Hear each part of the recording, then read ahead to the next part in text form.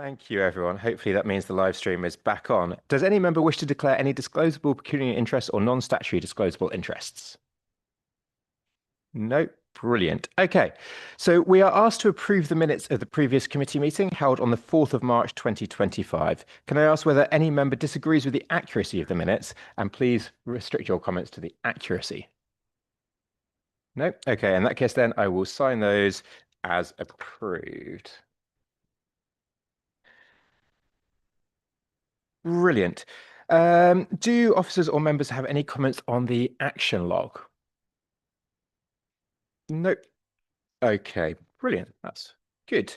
Okay, we have received 7 public questions for today's meeting, with 3 of these relating to agenda item 5, which is the guided busway, 3 relating to agenda item 6, which is the active travel program, and 1 relating to agenda item 7, which is the A14 Cambridge to Huntingdon Improvement Scheme. The applicants will be invited to speak at the start of those items. So the first item on the agenda is the safety improvements to the Cambridgeshire Guided Busway, which will be presented by Executive Director of Place and Sustainability, Frank Jordan, sorry. Over to you, Frank. Good morning, members, and thank you, Chair. So I'm Frank Jordan. I'm the Executive Director for Place and Sustainability and the Deputy Chief Executive of the Council, and I'm supported today in this paper by Simon Moon, who's the Interim Service Director for Transport and Connectivity, and David Allett, who's the Service Director for Infrastructure and Project Delivery. So the paper relates to the management of safety on the Cambridgeshire Guided Busway. And in particular, we asked the committee to note the arrangements that have been put in place to manage the guided busway and seeks approval for the strategic allocation of resources to enable works to be undertaken to enhance safety further, as well as ensuring there's a robust planned maintenance schedule for the future maintenance of the busway. So in Appendix A, we provide some information for members, just so you understand the extent of the busway. So it's a 25-kilometre busway, provides segregated transport for buses between Huntingdon, St Ives and Cambridge, and also supports sustainable and active travel to key employment and education facilities. Now, a key thing I want the committee to understand is that the busway is not part of the public highway. It's effectively council-owned infrastructure outside of the highway, and because of that, it's regulated in a very different way to the public highway. It's regulated by the Health and Safety Executive under the Health and Safety at Work Act. And in that respect, it is no different to a place of work in terms of the way it needs to be managed. So the council is the duty holder under that legislation, under those regulations, and therefore holds a duty of care to employees and members of the public that work or use the busway. And that includes a requirement to actively review, assess risk, manage and mitigate that risk. So between 2011 and 2021, there were a number of serious incidents on the busway, and that included 3 fatalities. And the Health and Safety Executive, as the regulator, conducted an investigation into these incidents, which led to the County Council being prosecuted for health and safety offences. And in those proceedings, the council pleaded guilty to these offences, and the court concluded the proceeding by handing down a fine to the council of £6 million. So I just want to reiterate the council continues to express its condolences to the families impacted by these incidents and has apologised unreservedly for its failings. So the key issue in terms of why the council pleaded guilty is that during that time, the council effectively failed in its duty to manage risk on the busway in accordance with the Health and Safety at Work Act. However, since 2021, a number of measures have been taken to improve safety management on the busway, and the council now has a team of dedicated busway health and safety officers to undertake separate risk assessments along each part of the busway. So the whole entirety of the busway is risk assessed, and the paper at 2.9 and 2.10 provides the detail of how we provide assurance around risk assessment, reporting of risks and taking actions forward, and also how senior management receive assurance that we therefore want to provide assurance to this committee around that ongoing safety management arrangement. So notwithstanding the above, the paper proposes further enhancements to improve safety on the busway. So the first proposal is to install fencing or barriers between what's called the maintenance track. So the maintenance track is a separate track that runs alongside the actual guided busway. The proposal is to have fencing or barriers across the entirety of the busway. This will significantly reduce risk of users of the busway falling or moving into the guided busway, which is part of the issues that have been identified through previous risk assessments and incidents. The second proposal is to implement measures that would enable the track to be accessed in the event of flooding, and there's a particular location that's been identified in the paper, and therefore we're proposing taking forward some measures to address that issue. We feel that flooding is also creating unnecessary risk for users of the busway. So this paper is about the strategic allocation of those resources to enable the next stages of the design and feasibility to continue. So at this stage, we've got estimated budget allocations or estimated cost for these. So for the fencing, it's estimated that would cost 4.7 million, and for the flood mitigation works, that's 5 million. However, because we're at an early stage, and this is again based on good practice, for budgeting purposes, we have put contingency budgets against both those lines of at a level of 40%. And I would just highlight to the committee that doesn't mean we'll need to fully spend that full amount of contingency, but it is good practice at an early stage of a project to apply that level of contingency to schemes of this nature. I would highlight also in the report that the paper outlines that myself as Executive Director would provide a progress report on the implementation of these schemes at the December committee as well. The other thing which I would highlight, that previously this committee, the Housing Transport Committee, had commissioned a feasibility study to look at the widening of the maintenance track on the Southern Busway. And the feasibility study has been concluded. We've had that independently verified by technical advisors called Mott MacDonald. And what the feasibility study has highlighted, that there will be a number of issues with actually increasing the width of the maintenance track, particularly in relation to access to land, the actual available width, the consistency of the width across the busway, and what we would actually, we think, and basically advise, and based on external advice as well, is that it would actually increase risk rather than reduce risk to users, particularly because of the creation of pinch points by having effectively parts of the track wider than other parts. So from a basis of feasibility and practicality and value for money, it is not recommended to proceed with these works at this time. And then the final element of this is that from the strategic reserve that's been established for management of the busway, it's also proposing to make an allocation of just under £10 million. This would enable a planned maintenance programme to be established, and the committee would review that in part of its budget setting processes, which it undertakes in January and March of each year, where we'd provide the detail of what's been proposed to be spent in terms of planned maintenance. So that would again provide assurance to the committee that the maintenance is where it should be in terms of the busway. And then the final thing I would just highlight before I hand back to yourself, Chair, is that noting the importance of the busway, the paper outlines a commitment to have further engagement and improved engagement with officers from the team and senior officers, with all the members who have an interaction with the busway, parishes, community groups, other interested groups such as active travel groups, as the designs and the proposals are taken forward, but also just generally to provide more assurance and discuss overall safety management along the busway. So I'll hand back to you, Chair, at this point. Thank you. Thank you.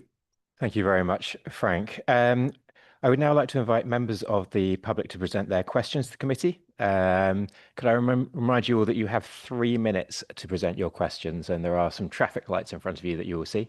The traffic lights will turn amber when you have 30 seconds remaining, and I will be fairly strict about the timeline.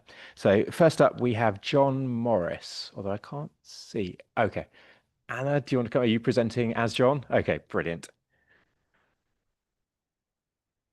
Anna, you have, well, as John, you have 3 minutes.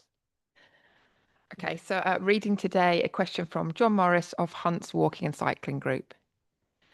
And he writes, Hunt's Walking and Cycling Group was established in 2019 to support active, safe and sustainable travel in Huntingdonshire. We now have more than 2,300 members on our Facebook group. The St Ives to Cambridge guided busway opened in 2011.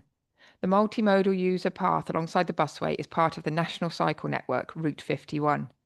The path has suffered from seasonal flooding between St Ives and Swavesey since the Busway opened. Pedestrians, equestrians and people wheeling or cycling have been waiting 14 years for Cambridgeshire County Council, the Greater Cambridge Partnership and the Environment Agency to bring forward a solution to overcome the flooding, which has got worse in recent years, resulting in the path being closed for months each year. The path has been flooding for up to 6 months each year over the past 2 years, and it was flooded from 4th October 2024 until April 2025. The removal of the flooding debris from the path near the trout pond was not completed until the end of April 2025, 7 months on from when the flooding had commenced. This path is probably the most popular public bridleway in the county. It's used by thousands of users each day throughout its length: commuters, utility users, leisure users, school children, college students, equestrians, runners, joggers and dog walkers. It's also used by inline skaters, unicyclists, recumbent cyclists, wheelchair users, mobility scooter users, and even inline skiers with wheels. People walking or wheeling over the years have created an informal, narrow footpath along the top of the embankment to bypass the flooded section of pathway west of Swavesey. This informal, narrow path is dangerously close to the guided busway track. A solution to the seasonal flooding of the path must be designed and delivered before we have another serious injury or fatality on the guided busway. 14 years of inaction on what should be an exemplar active travel route between St Ives and Cambridge is simply not acceptable on this critical greenway, used by tens of thousands of commuters and leisure users each month. There have been too many excuses for a lack of action over too many years. We are pleased that Cambridgeshire County Council are now proposing to allocate £7 million to overcome the flooding of this path that should provide a year-round safe active travel route from St Ives to Cambridge. And his question is, what is the timescale for designing and delivering this flooding solution, and how will Cambridgeshire County Council engage with key stakeholders before any design solution is finalised? Thank you. Thank you, Anna, and thank you, John, for the question. I also just want to say a big thank you to John for raising this with us so much and bringing it to my personal attention. He has done a lot to champion the need to solve the flooding here. I'll hand over to Frank Jordan now, though, who'll provide an official response. So, yeah, thank you for the question and for the information that you provided to the committee there. So, clearly the paper is seeking to address this issue, so the council understands the frustration and the concerns that you've outlined, shared by many residents and users of this vital active travel route, and the negative impacts of flooding on the route, its attractiveness and accessibility and issues around safety need to be addressed, which is why the council is proposing a significant investment at this time. In terms of the key question is, there is a commitment in the paper, and I note some of the concerns that have been raised about perceived lack of engagement in the past. So as the executive director, I'm giving you that commitment that there will be full engagement with active travel users, active travel groups, and as I've outlined, other key stakeholders as we take forward these proposals in terms of design and then into delivery. So I'll give you that commitment today. In terms of timeframes, clearly, if this is approved today, we would want to commission the design as soon as possible. But the target for both of these elements, we want to start works this year. We want to actually be on site this calendar year. But once we've gone through the detail, we'll be able to commit to a detailed programme, which again will provide an update to all stakeholders and to this committee once we've done that work. But thank you for the question, and I hope you can see the commitments we're now making in terms of investment and to engage with active travel groups and particularly with the active travel groups as well. Thank you. Thank you, Frank. Yeah. Anna, we have you again now, I believe, asking a question for CamCycle. Thank you. This question is on behalf of CamCycle's 1,700 members. So our question is, overall, the busway path has been a huge success for active travel in Cambridgeshire. Research has shown that people living close to the busway are more likely to increase the time spent cycling and reduce the time spent commuting by car. Many more people have walked, cycled and wheeled here than were expected, and this provides a window into the huge potential there is for more urban and rural active travel journeys in our county. However, there is a shadow to this success cast by those who have been unnecessarily injured and killed on the path, and the fact that for many months of the year, parts of the path are not safely accessible. CamCycle has been trying to engage with the County Council for 7 years now on the safety aspects, and for at least 14 years on issues around flooding. In the last 3 years, with the addition of an experienced engineer and active travel designer on our team, we have had even more expertise to bring to conversations around the problems and potential solutions, in addition to the shared busway experiences of around 1,700 CamCycle members. However, Time and time again, our emails have been ignored and we have not been consulted on any busway-related matter.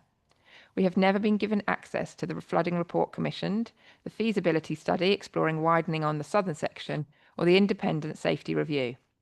None of these documents have been published publicly to provide an evidence base for this agenda item, even though conclusions for them are stated as fact. This means that the proposals laid out cannot be effectively scrutinised by councillors and the public. Therefore, point 3.22 currently sounds very hollow to our ears. It is important that there is ongoing engagement as the works are designed and delivered. Why should we believe that when that is not our current experience? We ask that members of this committee do not agree to recommendations B and C until a time when the important documents referred to in this paper have been made publicly available to be properly scrutinised. Thank you. Thank you very much, Anna. Frank, I believe you're providing a formal response. So again, thank you for the question. So as outlined in the presentation to the paper, and obviously it's what's contained within the paper, is that there are very clear duties that the council has in relation to health and safety. And that's why, based on clear external and internal officer advice, that there's a strong recommendation by officers to continue with the works that we're recommending today, which is around the fencing and the flood mitigation. So I'm going to make that very clear as the most senior officer within the directorate, that is a very clear recommendation, because we need to ensure that we're managing the busway in line with health and safety legislation. In regard to access to reports, so the independent safety report is actually already published and in the public domain, but we can provide that information again to members of the committee and to stakeholders. The other reports that refer to are recently been made available, and again we can make those openly available. But what I would highlight is I wouldn't support a deferral of these recommendations because of the health and safety issues that I'm recommending to the committee need to be addressed as soon as possible. And then noting what you've said, and again I'll reiterate, I'm sitting here as chief officer responsible for the busway, giving you that commitment that there will be that meaningful engagement going forward, and that's a commitment I'm making to the committee, and that will be noted in the minutes. Thank you. Thank you very much, Frank, and thank you, Anna, for your questions. Next, we have Nick Kirby. Nick is online. Brilliant. Thank you, Chair. I'm Nick Kirby. I'm the Managing Director for Cambridge Biomedical Campus Limited, which is a non-profit collaboration. Hello, Nick. Can you hear us?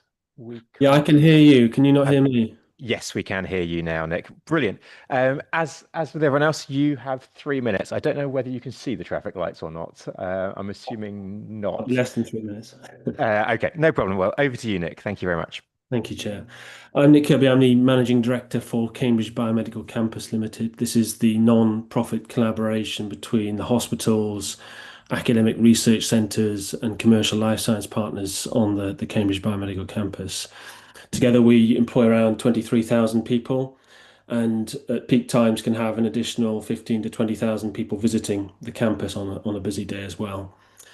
The safety along the guided busway has been a very significant priority for our member organisations, with a number of incidents routinely being fed through to our transport and travel group and being escalated to directors at our directors' meetings each month. I've been grateful to Frank Jordan, Simon Moon and David Allett for their recent engagement with the campus on this priority, and we strongly support the proposed safety measures that are set out in the report. My question is whether in implementing the safety measures, the council will be adopting a risk-based approach to sequencing of the implementation, in particular taking account of the volume of users along different sections of the busway, all modes of use, to help inform the sequencing and prioritisation of the implementation. Our anticipation is that in doing so, in adopting that risk-based approach, you will quite likely come to the conclusion that the sections between Trumpeting Park and Ride, the central train station and the biomedical campus will be important areas to accelerate the implementation. Thank you. Thank you very much, Nick. Frank, over to you again. Yeah, thank you, Chair, and thank you for the question again. So Just simply, I've just confirmed that the approach that you've outlined, that there will be a risk-based approach in terms of sequencing and using the methodology, the type of methodology that you've outlined, Nick, in terms of use, volume, and the inherent risk in terms of the current design that we'll seek to address. So we won't be simply starting at one end of the busway and working along. We'll take a risk-based approach in terms of prioritisation. Okay, thank you, Nick, and thank you, Chair. Thank you very much. That's the end of the public questions on this item. Firstly, before we go any further, I think it really is important to point out that the engagement that we've had on the busway to date, in my opinion, has not been up to scratch, and I think we need to improve that. There is a very real realization that we need to do that. The deaths on the busway were tragic, and we need to do whatever we can to prevent future deaths. In this committee, it is one of those sad truths that we do have responsibility for people's lives, and it is one of the things that I take most seriously, and the Council's commitment to Vision Zero across the entire piece. Before we go any further, though, we do also have some local members in the room, so I'd like to give them a chance to speak before everyone else. So I think we'll start with Councillor Hathorn. Would you like to speak first? Yes, yes, please. Thank you. So obviously, as a safety measure, this is very important. And I know this is a well thought out safety measure. And that is important and a thing that we need to do as a county council. I cannot underestimate, however, how significant this is for my division. The busway runs through Histon and Impington, the main parts of my division, and it totally wraps around Orchard Park. So it is fundamental to how we move around, how we connect with work, school, nature, each other. It is absolutely central. As there is no detail about the fencing, people have been worried that there is going to be an 8-foot high fence cutting us off. It feels like the Berlin Wall. So I think as soon as there is detail, it would be really valuable to get that, because that absence of detail means that people are imagining a worst case scenario. I knew this would be controversial, so I raised it on social media. I've had nearly 200 comments from 75 individuals. There are lots and lots of things expressed. Also, I found out about this fencing 7 months ago when I was raising an issue with the busway safety team about bus glare, because buses travel with their headlights on full beam. And if you're a cyclist or a pedestrian, then you can be dazzled. I found out about these proposals, and I've been desperately trying to get more information for the last 7 months. And I've also managed to push through some really important safety measures. I've been asking for public engagement because I know how controversial it is, and there is public engagement commitments in this paper. So can I get confirmation that of when those dates for public engagement will begin to happen? Because it feels like I keep on asking, I keep on being told it will happen. So I would like some deadline on that. That's one thing. Getting the detail about the fencing is urgent as soon as possible. That's really important. One thing I've pushed for really hard is currently the way accidents are reported is that bus drivers automatically report everything, and there is CCTV at the road junctions. But if you are using the maintenance track, there is no reporting mechanism, and this paper changes that. There is going to be a universal reporting mechanism, so members of the public can report things. Finally, the county council could get an understanding and appreciation of what incidents are occurring, and that gives us an opportunity as local members and residents to fight for specific and improved safety measures. So I really, really welcome the accident reporting mechanism. It's worth noting that after a serious incident in Orchard Park some years ago, the Orchard Park had to plead with the county council to take action and had to part fund safety improvements. This paper seems to represent a step change, but it is worth noting that local communities don't necessarily know that's happened, and the county council is going to have to build trust that they are taking safety seriously. CCTV installation is one thing that comes up again and again in Histon and Impington on the page there, especially as there's been quite a lot of crime on the busway maintenance track. So I really welcome the proposals for improved CCTV installation. Also, there's a commitment through the maintenance programme that the noise barriers will be repaired. I've had written confirmation for that, as some residents have contacted me about that. But again, that is really important. So it is really good that it now feels as though there is a more controlled approach, and that will be welcomed. Can I ask for better emergency procedures? So every now and again, there is an incident on the maintenance track, and I get asked if I can, how an emergency vehicle would go along there. And I still don't understand. So can local members be contacted? Can can it be confirmed if it's the same as the highways emergency number, or what is the emergency reporting process? Because it feels as though, as a local member, there's a vacuum there.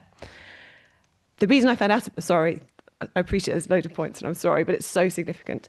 The reason I had found out about the fencing was because there was an issue with glare from headlights of buses, and I recognise that buses have kind of the top safety priority because they have nowhere to go. All they can do is brake. They can't swerve to avoid anything on the busway.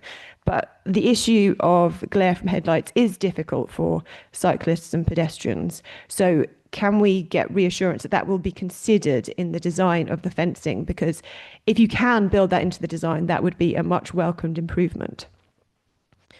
One thing we've been told locally is that the informal breakouts will be closed off. So this means that routes that people have used for decades will be closed because they aren't formalised crossings, and it will be only the formalised crossings will be given access in the fencing. This is massively significant and has not gone down locally particularly well. That lack of dialogue is problematic. So I look forward to the public engagement, but I think it's worth noting that already Histon and Impington are applying for definitive rights of ways. So the plans may have to respond to that.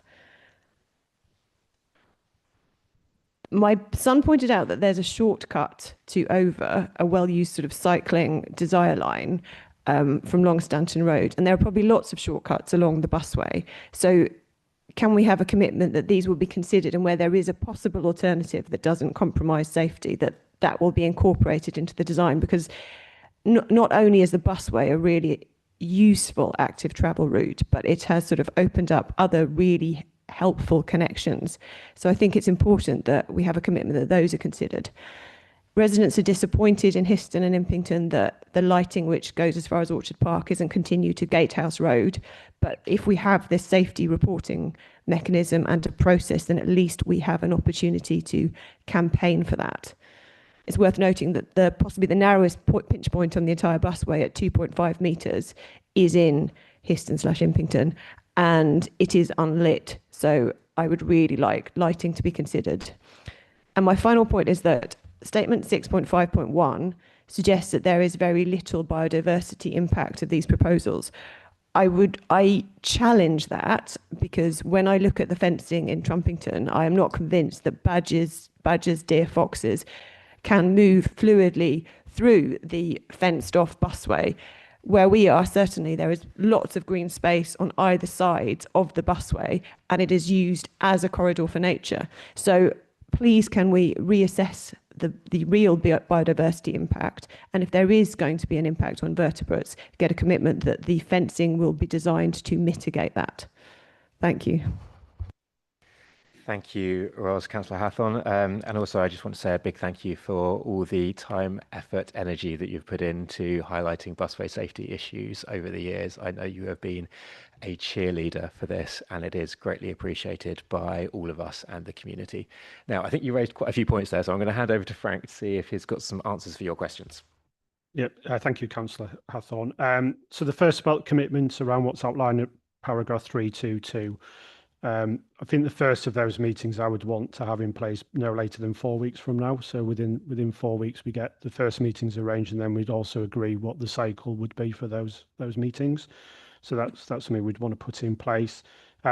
We have a protocol in terms of how we work with emergency services and how things are notified, which is in place, so we can share that with members of the committee if they'd find that helpful in terms of how we work with emergency services.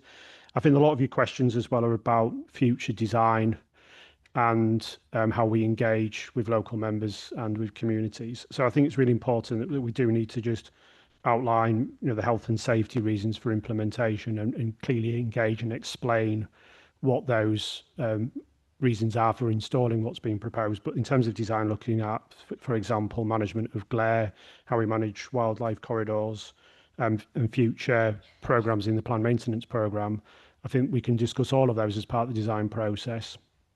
But at the end of the day, it needs to be a balance, but health and safety can't be compromised. But there will be that opportunity to have the discussion and the balance as we go through this process in terms of design and then into implementation. So I think that covers the key points. Councillor Hathorn, have I missed anything from your perspective? Was that 4 weeks for the local engagement or 4 weeks for the members' engagement? I think in terms of what we've outlined there, we've outlined a series of arrangements, and I think for both, within 4 weeks, we should have both of those established by then, and a clear pattern of meetings that are being scheduled for both of those elements. Okay, thank you. Thank you. Brilliant. Thank you very much. The other local member that we have in the room is Councillor Boulat. Councillor Boulat, would you like to ask any questions or make any statements? Thank you, Chair. I'm, of course, new to representing a division that's directly impacted by the busway and also hosting the St. Ives Park and Ride. But I'm not new to the busway issues because as a user of the busway, as a pedestrian, as using both the active travel route and the buses themselves, I've experienced firsthand some of those issues, including seeing the impact of flooding, seeing the blocking of the active travel route, and observing some of those safety issues as well. So I really welcome this report being on the agenda today, as well as the officers engaging with me on some of the St. Ives specific issues, such as the car trap and some of the improvements that have been taking place there as well. I can't help but notice the map and how the busway is usually framed as connecting Huntington, St. Ives to Cambridge, when in fact, of course, the Huntington to St. Ives bit is quite a slow bus going through the residential area and not the same experience as the busway from St. Ives to Cambridge. I think from a resident perspective, what most people will welcome our work on this today, but I think most people will ask, why haven't those measures been considered or being done beforehand? And there was a long time to actually do those things. I understand, of course, some of the very difficult context before, but I think there's something we have to be prepared for, like when we're engaging, of course, from like a public perspective. Why haven't done this before? Wasn't this obvious, 10, 14, 15 years ago that we needed increased safety? So I have two comments and questions, one on the cost of it, and one on the engagement, which relates to some of the points very well made by Councillor Hawthorne earlier as well. So on the cost, of course, from like the engaging with some of my residents, one of the questions that comes up, and I think there is an explanation provided in the paper for this, is, why fence the whole busway rather than just the priority areas? Is it really necessary to spend this amount of money on the whole busway rather than just having the priority areas and seeing how this goes and then potentially extend it?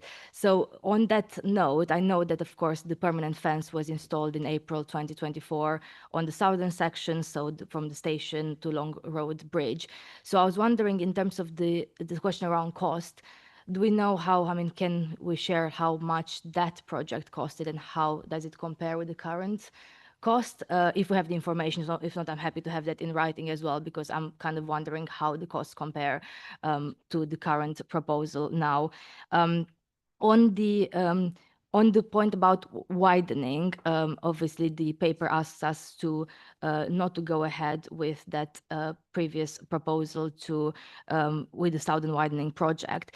On that one, also I understand the justification behind it. I think part of the argument before was not only that it was a safety measure, but also it was designed to encourage further active travel, because of course having a wider section presumably to encourage more cyclists and people willing cycling, walking, and having other active travel modes. So I wonder if you made any assessment as to whether, if we don't proceed with this, will there be any impact we estimate on how this will potentially impact the active travel numbers on that section, or what we perhaps have previously predicted the number to increase. On engagement, yes, I really welcome the paragraphs around the engagement. I think especially if you think about the section of the busway from St. Ives onwards, I think what we have seen a lot more, and that's why the busway is so busy, a lot more students, young people, especially the Tiger bus pass is being implemented. I really welcome a plan of engaging with colleges and other educational institutions on that, as well as, of course, employers, bus operators. I'm not sure if I've seen any detail in terms of how we're constantly engaging with the operators, because I'm sure they have a lot of feedback on that, as well as I would say with young people and parents as well.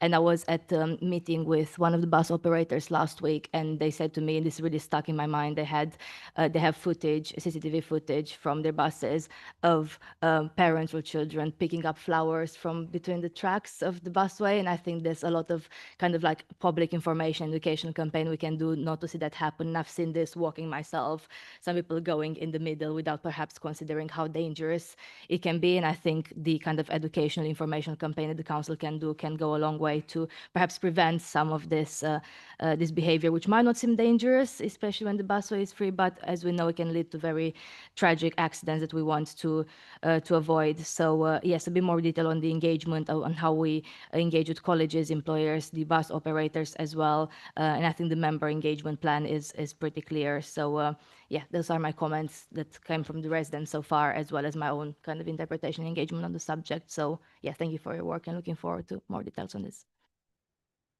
Thank you very much, Councillor Bulat. Frank, do you want to answer any of those points? Yeah, I think there's a few points which I'd want to respond to. So the clear recommendation is to fence or put barriers across the entirety, because we clearly want to put that recommendation forward because that will significantly reduce risk as we see it. So that's the clear rationale for doing that. And just give you in terms of the comparison, so the southern section that was fenced, which was last year, that cost £1 million. So it just gives you the sort of scaling in terms of what the basis of what's being proposed for the committee. In terms of the widening, so the committee had asked for the feasibility study to be undertaken, which we're now reporting back. But we will still continue to look in the future in terms of how we can further improve safety and access to the maintenance track. So we're not ruling that out in terms of further proposals, but we're not at that stage for today. And also look at active travel measures outside of the busway to continue to promote active travel. So we'll continue to do that. And when we provide an update to the committee in December, we can provide further details around that element of it.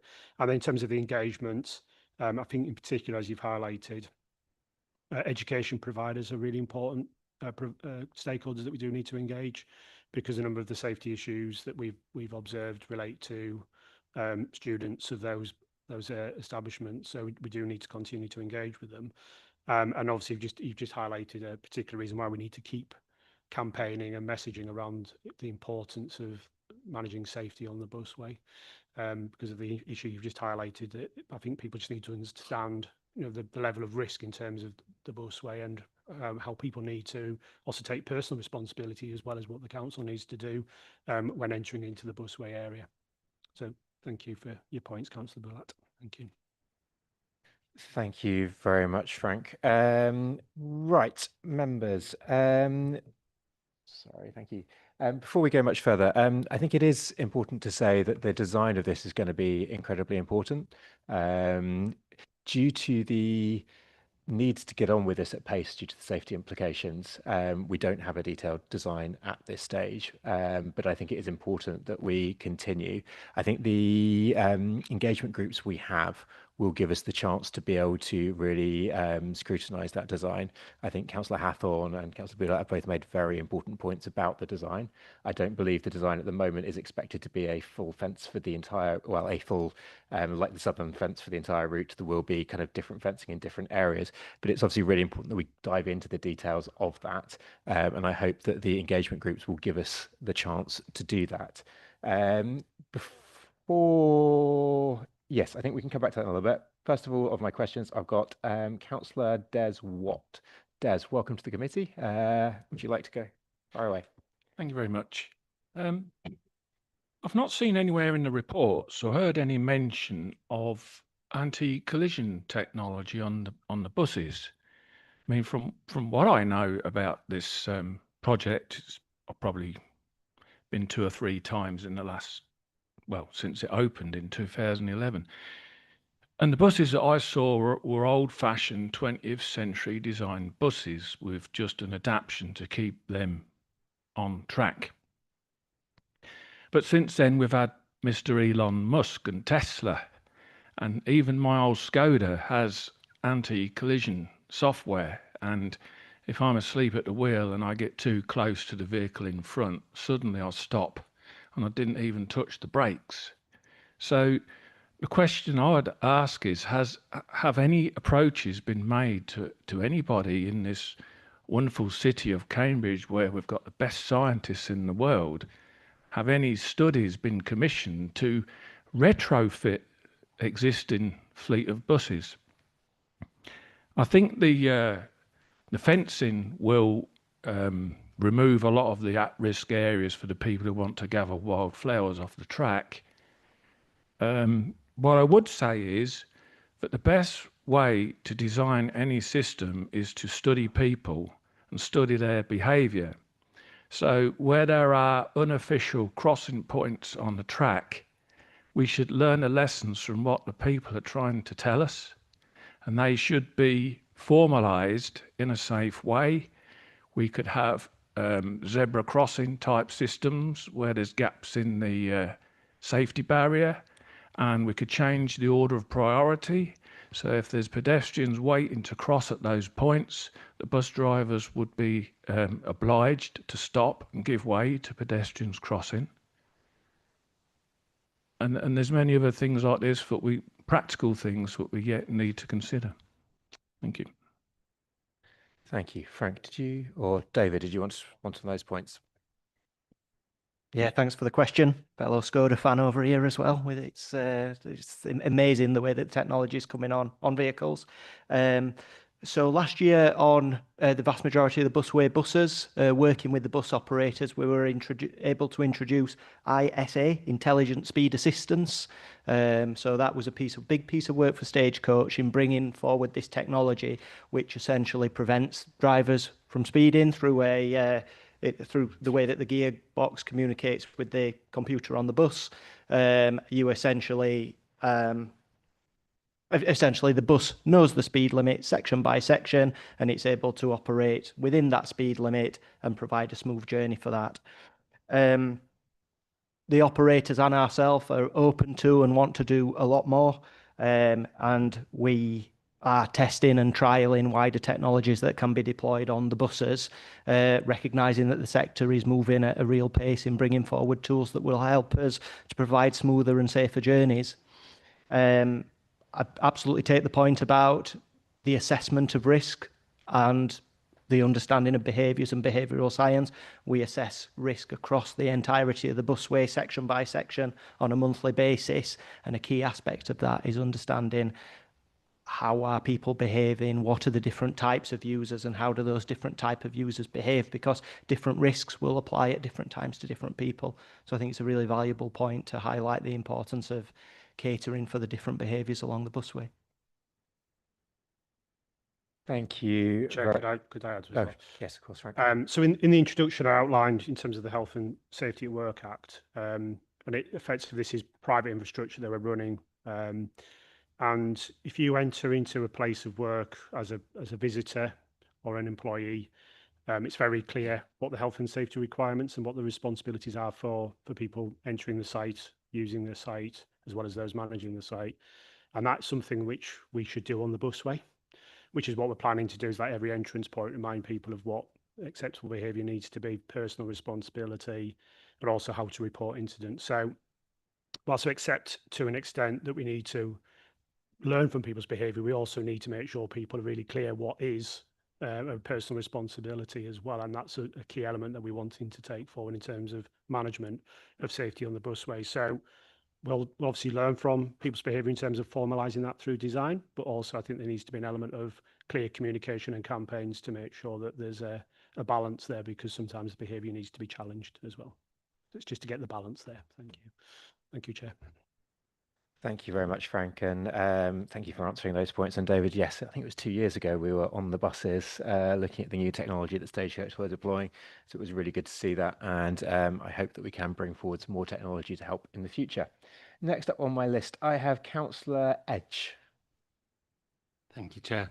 So I just welcome all of the comments about refining design and feasibility. I think that's going to be absolutely critical with this. And I welcome what's being proposed. I think it's sounding really good.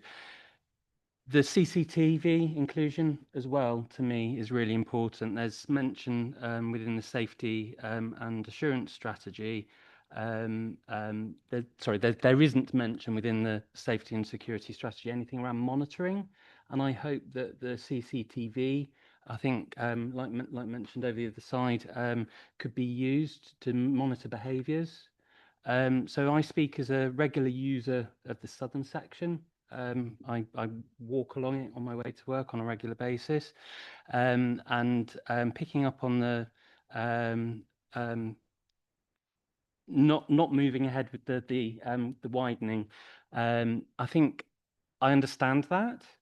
However, looking at the behaviours, looking at monitoring, I would welcome consideration of certain sections of that may still need some adaptation. The section right at the end of the guided busway, when you come close to the station, the metal flares are still exposed there at the end of the fencing. The fencing has changed the experience of walking down there really positively. So, you know, kind of seeing how that's then going to kind of carry out throughout the other sections would be wonderful. But I would just basically hope that we're going to do some monitoring of behaviours and the adaptation is considered on that southern section as well. Brilliant. Thank you very much, Councillor Edge. Frank, did you want to respond to that? Yeah, so I think the key thing around the assurance strategy we've got in place, it's a dynamic risk assessment. We're managing the system all the time, so we need to continue to review information we get back through the monitoring that we undertake through risk assessments, as is outlined in the report, enhancing the level of reporting from the public so we can review that, but also looking at the other information available. So such as the CCTV, what's it telling us about behaviour? So, and as we've said, we're not going to go ahead and recommending going ahead with the widening at this stage. There may be certain locations where we still need to make some further enhancements and improvements to improve the safety as we see it. So I think the key thing is it's a dynamic, continual risk assessment of the whole system that we will continue to do. Yeah. Does that answer the question? Yeah. Yeah. Thank you. Thank you very much, Frank. Next up, I have Councillor Gardiner. Over to you, Councillor Gardiner. Thank you, Chair, and thank you very much for the report. I thought it was a very good report, and I fully support your decision to do the fencing on a risk-based approach, which I think is the best way to go forward. Following on from Councillor Hathorn's comments with regard to unauthorised access points or routes that are going, if they're becoming well used, and they are well used, are we going to look to put signage at those points telling people that are entering the busway with regard to what they should be looking out for, and or are we going to, you know, not do anything? I just think if we know that they are an important access route onto the busway, we at those points we should at least be advising pedestrians precisely what's they're required to do and everything else. So, you know, I just wondered how we were going to incorporate that into the system going forward. Thank you, Councillor Gardiner. Frank? So in terms of the additional signage, so at all of the access points, we're putting additional signage in, which is, as I've outlined, reminding people that they're entering into the busway, the risks associated with that, and people to be aware of those risks. And that will include, as you've outlined, where we're aware that people are accessing informally, as we call it at this stage. So we will include that, but we also may undertake some further engagement to say, well, having looked at that, that may be a risk that's too much. Therefore, we might be saying, actually, we need to close this access off. I'm not saying that's what we will do universally, but I think we need to have an engagement, understand how we manage the risk in those locations as well. But the minimum would be signage to remind people of the risks as I've outlined. Okay, Councillor Gardner. Yeah, I think it's going to be really important that we look at where those access points are and potentially do that within the member group on this, because there might be some opportunity to formalise some of those.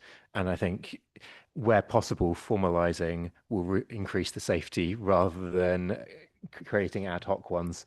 So we do need to look very closely at that, and I hope we will have the opportunity to do that within that member group. Councillor Goldsack. Thank you, Chair. And similar to most people in the room that have spoke, I think the report's good. I think we're heading in the right direction. I'd like to just take an extension of the report and go a bit further. When this was designed back in 2011, it was designed for 20,000 user journeys a day. We're currently reaching about 11,000 user journeys a day. So 55% roughly of capacity. I'm just wondering what of our budget, we've got £24 million in this report earmarked for maintenance and the two aspects of what we're proposing here today.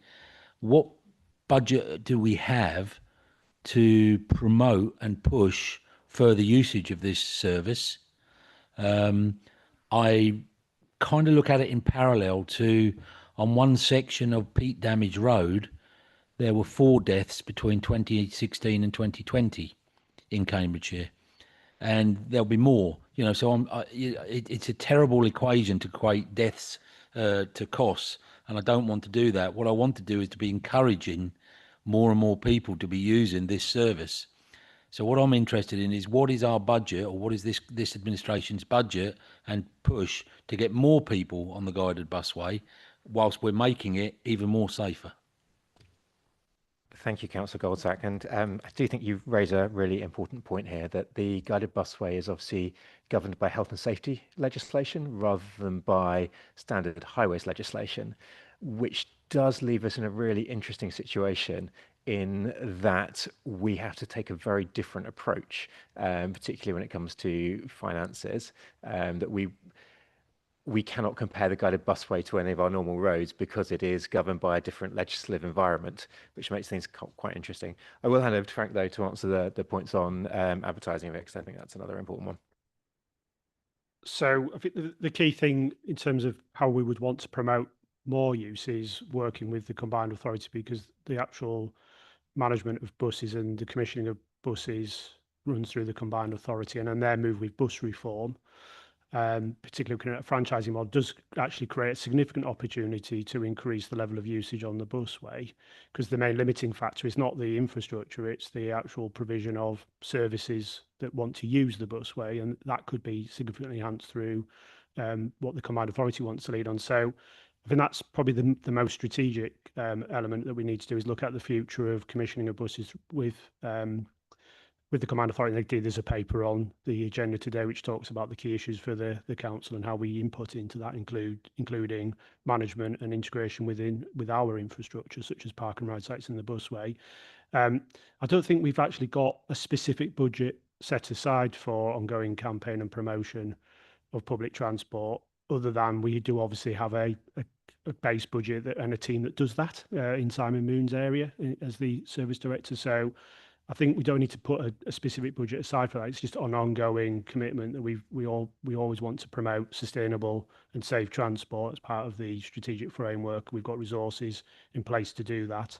But as I've said, the most important thing we need to do is work with the combined authority around how we potentially can increase usage by the provision of more services. Can I come back, Chair, please? Yeah. You wanted to come back? If I can, please, just very quickly. May I suggest that I think there is a propensity to use buses far greater in children and teenagers for obvious reasons. They can't drive, and to keep them on buses, I think that's where we should be targeting our education and drive, to just let them know how significantly easier it is to get into and out of Cambridge on this service through an educational stuff.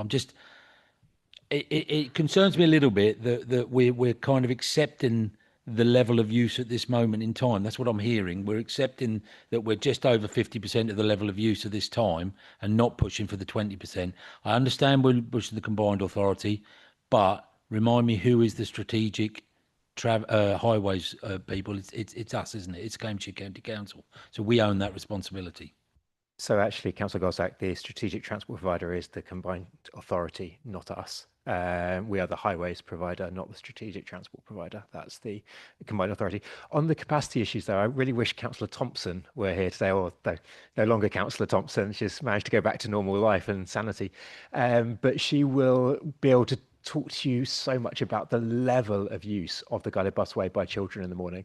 There are real problems right now with children being able to get the bus because there is not enough capacity in terms of actual services running on it. That she's been doing so much work to try and get Stagecoach to put on extra services because the demand is there. The guided busway is such a brilliant piece of infrastructure and is really well used. It just needs the capacity on it in terms of services to be able to use that. So I really wish Councillor Thompson was here, because she would be able to talk to you at length about the issues in trying to get services onto it to really meet the demand that is there. Next on my list, though, I've got Councillor Dupre. That's a beautiful lead into what I was actually going to say, because I now use the guided busway into Cambridge as my primary way of getting into Cambridge. It is now almost unthinkable for me to drive into Cambridge. And one of the delights of the last few weeks has been the start of the new service, and I am going to be parochial, I'm sorry, but it's not casework, it's a good news story that we now have a new bus service that goes from Sutton through Erith and Willingham down to Longstanton to join the guided busway. And I'm promoting that like mad because I don't want us to lose it, but it's a fantastic opportunity for those villages to have links not only into Cambridge, but also up to Huntingdon and St Ives by public transport. And I have had my conversations with former councillor Firis Thompson about this because her concern was she didn't want my residents coming down and joining the busway because already residents in Longstanton and Northstowe, particularly Northstowe, where people had bought or rented property on the promise that there was really good public transport into Cambridge, were finding they couldn't access it at the times they needed it because the capacity wasn't of the buses wasn't sufficient for them to get onto it, particularly at peak hours. So I agree there is a capacity issue. I'm doing my best to get more people using the service, and what we now need to do is for the mayor and the combined authority to get more buses into the system and more capacity onto the busway by means of providing more vehicles, more drivers, and more ability for people to use, for more people to use that busway at peak hours. That's what I would like to say. So I'm absolutely in support of what the chair and officers have said about that. The other thing I wanted to say is just this is a bit of a remove now from the original purpose of this report, which is about safety on the busway, but safety is absolutely essential. I welcome this report. We've got to make sure that people, well, firstly, that there are no more fatalities and serious injuries on the busway. Since those fatalities, it's only a few months since there was a major collision at Longstanton, actually, between a fire engine and two buses. That's currently under investigation, so I will say no more. But we have to have confidence. Residents have to have confidence that this is safe, that this is a safe system. We've inherited a very odd kind of hybrid system with different pieces of legislation applying. We've got to do our absolute best to make sure it's safe and that people have absolute confidence in it, as well as boosting those numbers on the busway. Thank you, Councillor Dupre. Do I have Councillor Hathorn wanting to come in again? Well, just very quickly, I mean, I'm struggling to find a source for the 11,000 figure that's up to date, but certainly as a resident, as a local member on the busway, it is not just children, it is people getting to work, and that capacity issue in the morning is massive, and it's queues of people of all ages keen to avoid getting stuck in the traffic that gets them into the city. I recognise there's a problem for all buses in the city, but it is so popular, and if you put more buses on in the morning, you will fill them up. Thank you, Councillor Hathorn. And it is really good to hear the success of those public transport options, and it does show that when you build the infrastructure, the demand is there for it. People just need the reliability to be able to plan their lives around it.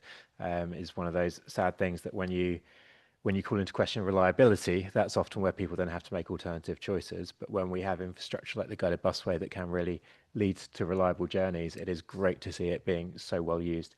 Do I have any other members, though, wanting to? Okay, brilliant. Councillor Morgan. Thank you, and thank you for the excellent discussion on this so far. I just wanted to highlight that most of the conversations have been about the confliction between the buses and cyclists or pedestrians, but there are areas in which you have collision risks between cyclists and pedestrians. For example, the crossing under Long Road Bridge is an area where I frequently see sort of close calls or occasionally actually collisions. So I understand that there's now sort of the reporting of incidents, and that should be able to give us a better picture of where these kind of collisions are happening, which probably are just not logged at all at the moment. But are there any areas which we will consider putting in mitigation for pedestrian cyclists or pedestrian scooter collisions? Frank, do you want to address that point? So I'm not aware of any particular location. I mean, I don't know. I'll see if Simon has any information as well. But I think, as you've outlined, the key thing is having the available information to review and then implementing local measures on particular locations. So it could be signage, it could be additional marking on the actual particular element of the active travel route. It may be that we've also got the measures around enforcement on that particular route as well. So again, as I've outlined to previous questions, it's an ongoing mechanism of dynamic risk assessment and review of particular locations. But Simon, is there anything you're aware of in relation to that issue? You've covered it, but certainly we'll pick up any particular issues and tackle them separately outside of particularly the parameters of this scheme and this funding. If we can identify where we can see improvements or reducing the risk of pedestrians and cyclists, and certainly direct resources to that. Thank you. So it just seemed that in most of the areas, the best place to spend money will be reducing the collision risk between pedestrians or cyclists and the buses. But there are some areas in which, if we're focusing on health and safety on this route, then the best use of money will probably to prevent these pedestrian cyclist collisions. And I wanted to highlight Long Road Bridge as a place we should probably look at for this, and also as a site for crime as well, and that to make sure that the CCTV is placed in locations where we might think that crime is likely to occur. Thank you very much, Councillor Morgan. I'm going to touch on that a little bit later on myself. Councillor Watt. I'm sitting here trying to work over the practicalities of what this safety fence would look like, and I'm just thinking about potential problems. One of them might be that people like to lean their elbows on this fence if it's too low and get their heads taken off by a passing bus. Then again, if a fence is too high, if someone does for some reason find themselves on the track where they shouldn't be, they're now in a death zone. They've got no way of escape. On another issue, there's the wildlife, for example. If there's not an adequate gap underneath for wildlife to duck under the fence, then they're going to get stuck possibly on the track as well. The other thing is just a matter of convenience. Whilst we're going to this expense, that is a very open bit of countryside in places, and there's a very lazy wind. It goes through you instead of around you. And if the fence was solid, it would act as a bit of a windbreak, because those crosswinds actually can be quite fierce. They can take you off track. Thank you, Chairman. Thank you, Councillor Watt. I will say as well that there has already been the southern section, part of it has been fenced. So if you do want to go and take a look at the fencing that's been put down there, it'll probably answer a bunch of your questions about how it works. Do I have anybody else? Oh, David, did you want to respond to that as well? Yeah, just to thank the councillor for those design considerations, which are all key considerations of the exercise that would follow this, alongside risk assessment of the new infrastructure itself, alongside testing with emergency services of, for example, evacuation. So the fencing that we do have on the southern section effectively has breaks spread every 100 metres to allow for a situation where you have to evacuate a bus, for example. So a consideration there about how do you operate a service safely with the fencing in place. But equally, that fencing does have badger points in. So we will, as part of the design process, essentially be asking those very same questions about ensuring that the new infrastructure provides a benefit and that any residual risk is managed. And just very briefly, we've also tested it. So we've tested the evacuation in the area that we fence, and that's what we would do, both in testing at the design, but once we're implementing, we do further testing. So all the risks you outlined are not just around the design, but it's also around post-implementation as well. Yep, thank you. Brilliant. I have Councillor Fain on my list, and I think we probably need to bring this to a close. Thank you, Chair. I'll be brief. A further design consideration. Anna, in putting John Morris's question earlier, referred to this as a section, at least, as being a popular public bridleway. well, regardless of its status, there are certainly sections which are used by horses, or horse riders. And I'm wondering to what extent that will be taken into account in a risk-based approach in ensuring that the fencing for those sections is appropriate, whether there would be any variation needed. But Chair, I am very keen to proceed to the recommendations as you are, and I'm generally supportive of them. Thank you, Councillor Fain. Okay, we'll take that as a yes, that will be taken into consideration. Thank you, members. I think it's been a really good debate. I think from my perspective, I think it's really important to point out the success of the maintenance track, that we've slightly been victims of our own success here, that the maintenance track obviously wasn't originally designed as an active travel route, but being opened to as an active travel route, it has become incredibly popular. And I believe one of the most popular active travel routes in the country. And it just shows again that if you build dedicated infrastructure, so I can see Linda saying about equestrians as well. Yes, it is very important for equestrians at the same time for all users. I think that has shown just how popular good routes can be and how it is important for us to keep providing both public transport and active travel. And that if we build it, they will come, as they say, that it really does lead to success. Looking at this and listening to everybody, I think the member engagement on this is going to be vital. It's going to be vital that we get the design right and that we take all of those considerations into account and that we're all, comfortable with the design. It's why I'm comfortable with the fact that this is a delegated decision in consultation with the chair and vice chair, and we will not be taking that consultation lightly to make sure that we do have the right design for this. From personally as well, I think we need to do a lot of work on costs here. Particularly, I know currently the estimates have a lot of optimism bias baked into them. I really think we need to be doing everything we can to bring the costs of these down, because this is a lot of money to be spent, and it's a lot of money that could also be beneficial in other areas. In particular, the Southern Busway capacity issues on the active travel route are really important. I know members raised issues of collisions between cyclists and pedestrians along that route. It is a very popular, very well used route, and I really do hope that we can bring the cost of this fencing in under budget and give ourselves some money to potentially look at capacity enhancements on that route, either by increasing the capacity of that route or by providing alternative routes that will reduce some of that capacity desire. And I hope that we can kind of add that to the minutes, that we will take that really seriously and look at the capacity of that southern route, because it is so well used and does lead to some conflict between pedestrians and cyclists.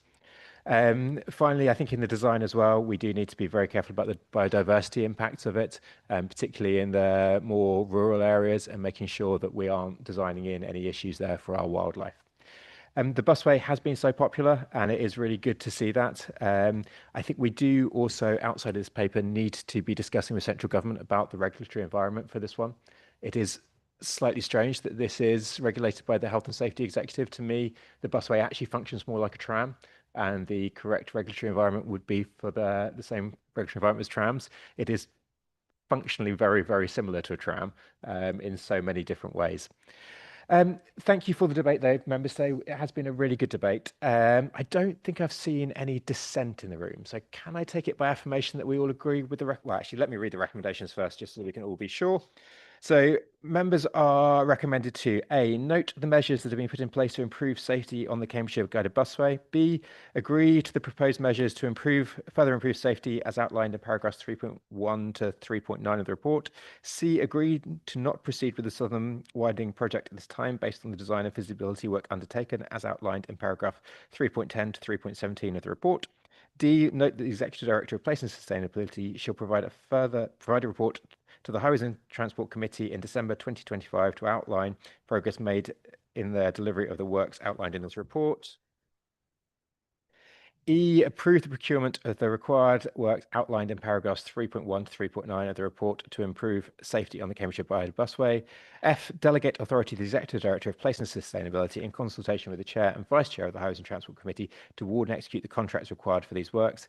And G, endorse a recommendation to the Strategy, Resource and Performance Committee to approve an in-year capital change, creating capital projects for busway fencing 6.58 million, and Busway flooding mitigation, 7 million. That's both with the contingency, to be funded from the major infrastructure reserve, with the remaining uncommitted reserve balances to be ring-fenced for regular maintenance of the guided busway. Can I take it by affirmation that we all agree there? Is there anyone that dissents? I see no dissent in the room, so we will take that one as carried by affirmation. Brilliant, thank you. So agenda item 6 is a report on the active travel programme, and it will be presented by the Head of Complex Infrastructure, Nicola Young. Nicola, do you want to come forwards and take the hot seat?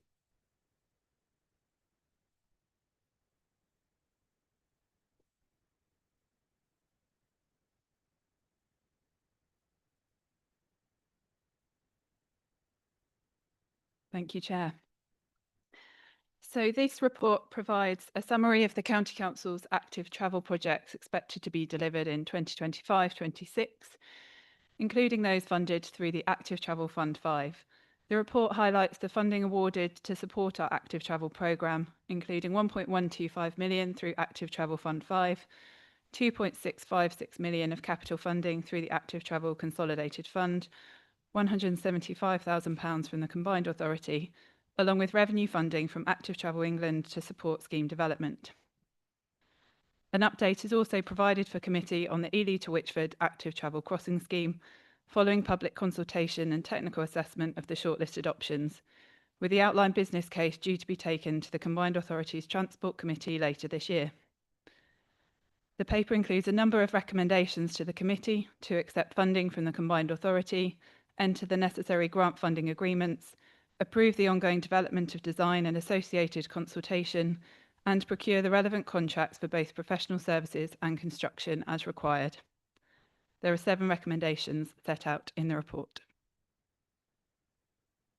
Thank you, Nicola. We have more public questions on this one. We have 3 public questions, so I'd like to invite the public questioners to come forwards.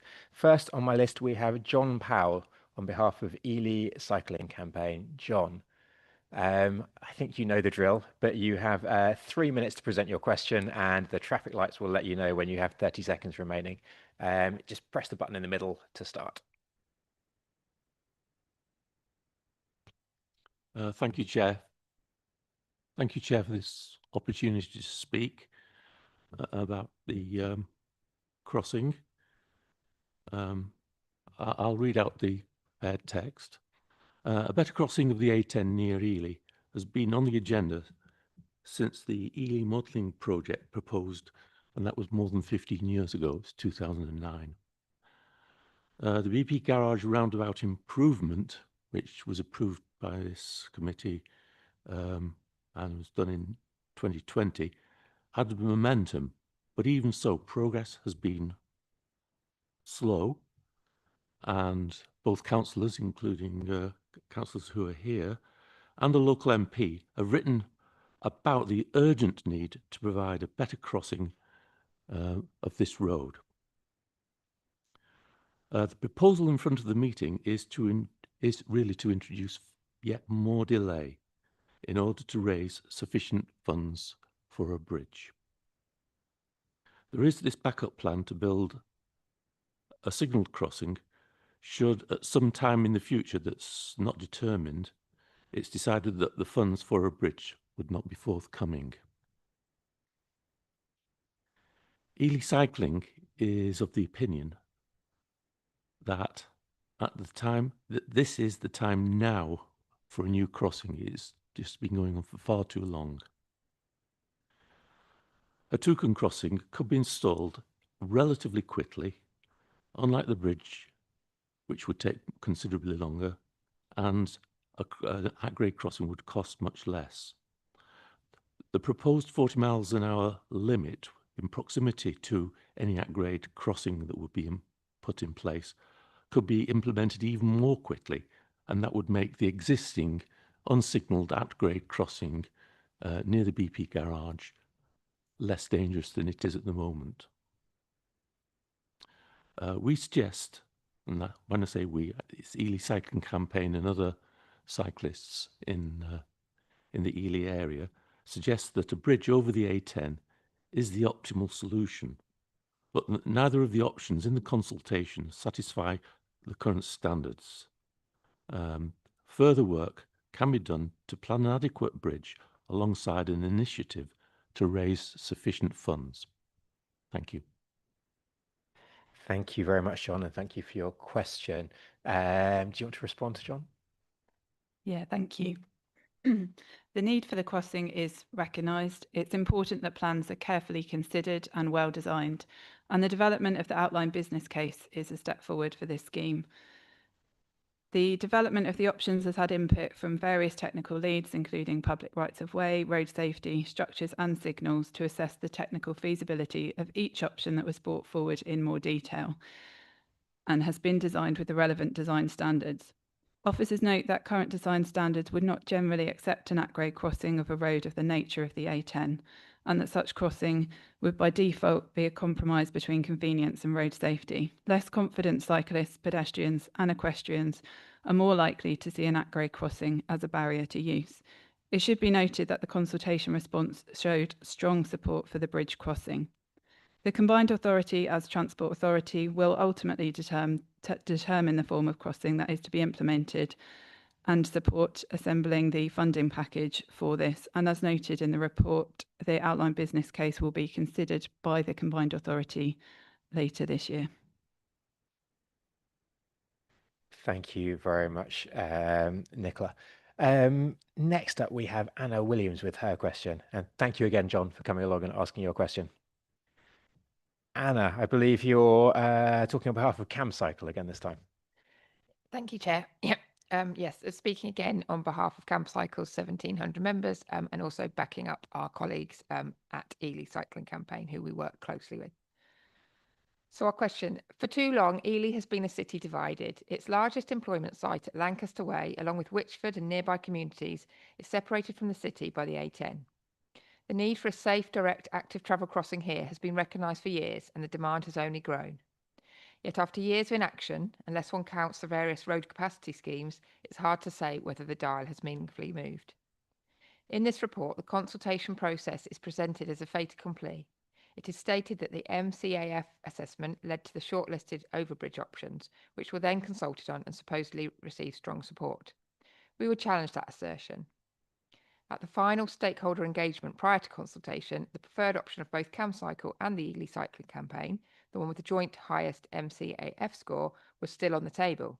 It was one of the two options that could be described as a Dutch solution, that is to say, designed to make walking and cycling an easy first choice mode of transport. By the time of the consultation, that option had disappeared. There is no clarity in this report as to why. At the same time, no new funding has been identified to support any bridge solution. Yet the county is now progressing to a full business case for an unfunded scheme, one which we believe offers limited quality and impact. We urge the committee to consider a more phased and pragmatic approach. As we said during the consultation, a signalised crossing could be delivered quickly and affordably to provide immediate safety improvements. At the same time, a truly transformative bridge should remain on the table, but it must be the right bridge. The current options appear designed to move people out of the way of motor traffic, rather than to make walking, wheeling, cycling and horse riding accessible and attractive choices. Will the committee reconsider its next steps and commit to progressing a deliverable short-term crossing alongside a longer-term vision for the high-quality infrastructure that Ely deserves? Thank you. Thank you, Anna. I'm sure the committee will debate some of those points within the debate, but I will hand over to Nicola first for the formal officer response. Thank you. As part of the feasibility study and outline business case, we explored all three options suggested to be taken forward as part of the previous stage according to a multi-criteria assessment framework. Throughout this process, we continued to develop the options with input from the various technical leads, assessing the feasibility of each option that was brought forward in more detail. In January to March 2025, the County Council and Jacobs UK held a public consultation on three options which, after further technical work from the last stage, were deemed the most appropriate. The public consultation provided valuable insight into the public's views about the proposed Ely to Witchford active travel crossing project.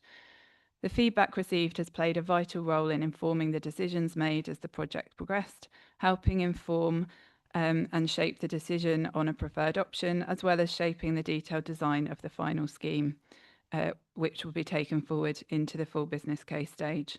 The qualitative feedback suggests the main reasons for opposition or less support for the signalised crossing included concerns about road safety and vehicle speeds, poor visibility, proximity to the roundabout, and potential impact on traffic congestion and delays. Those who notably supported the signalised crossing highlighted factors such as shorter and more direct routes and lower environmental impacts and costs. The project team does appreciate the difference in timescales and costs between an overbridge and a signalised crossing. And this is why, despite the overall lack of support in comparison to a bridge, a signalised crossing could be brought forward as a low-cost option to be considered and taken forward to full business case. The outline business case will be considered by the Combined Authority later this year, who will be taking the decision as to whether to take the scheme forward to the full business case stage. Thank you very much, Nicola, and Anna, thank you for the question. Finally, I have Linda Worth. Linda, thank you so much for coming along today. Good to see you. Now, I know you've been here before, so you know the drill. You have 3 minutes. Over to you. Right, thank you very much. Good morning, everybody. I included in my question submission a link to the recently published recommendations from the British Horse Society in respect of the impact of active travel plans and LTN 120 on equestrians. I hope some of you had the chance to have a look at those. Recommendations from the document include 1, consultation. For each route identified to improve cycling, an assessment is made whether there is current and potential demand for equestrian use, including horse-drawn carriages. Equestrian users should only be excluded from multi-user routes where there is an overwhelming justification on grounds of safety. Any risk analysis must also consider the risk generated as a consequence of that exclusion. And number 6, signage. The default position should be that diagram 956.1 rather than 955 or 956 is erected on cycle routes, including roadside verge shared use facilities in rural, semi-urban, urban fringe locations, except where specific restrictions such as a bylaw, PSPO or traffic regulation order is in place restricting equestrian use of that route. These recommendations are important because this committee insists that equestrians are NMUs who must only use the bridleway network, not the active travel provision. In reality, that is mission impossible. There is no bridleway network in Cambridgeshire, only random bridleways and byways accessed by highways. Equestrians are obliged to use the highways. It is crucial that all transport schemes recognise and cater for the needs of equestrians, and equally important that schemes, such as the greenways, do not endanger equestrians rightfully using the highways. This has happened on the Linton Greenway design. As has been said, the council is responsible for people's lives and Vision Zero, including equestrians, who should not be endangered by cycling provision. Will the council adopt the BHS recommendations? And if not, why not? Because this is relevant to the Barton Greenway design.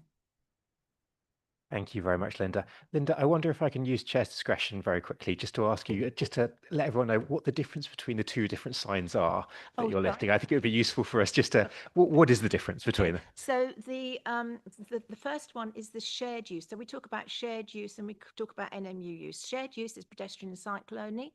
NMU use is pedestrian, cyclists and equestrians. The danger posed for equestrians with these cycling provisions is that they bring cyclists on the inside of horses, which is contrary to the highway code, and it often brings them far too close to equestrians on their inside.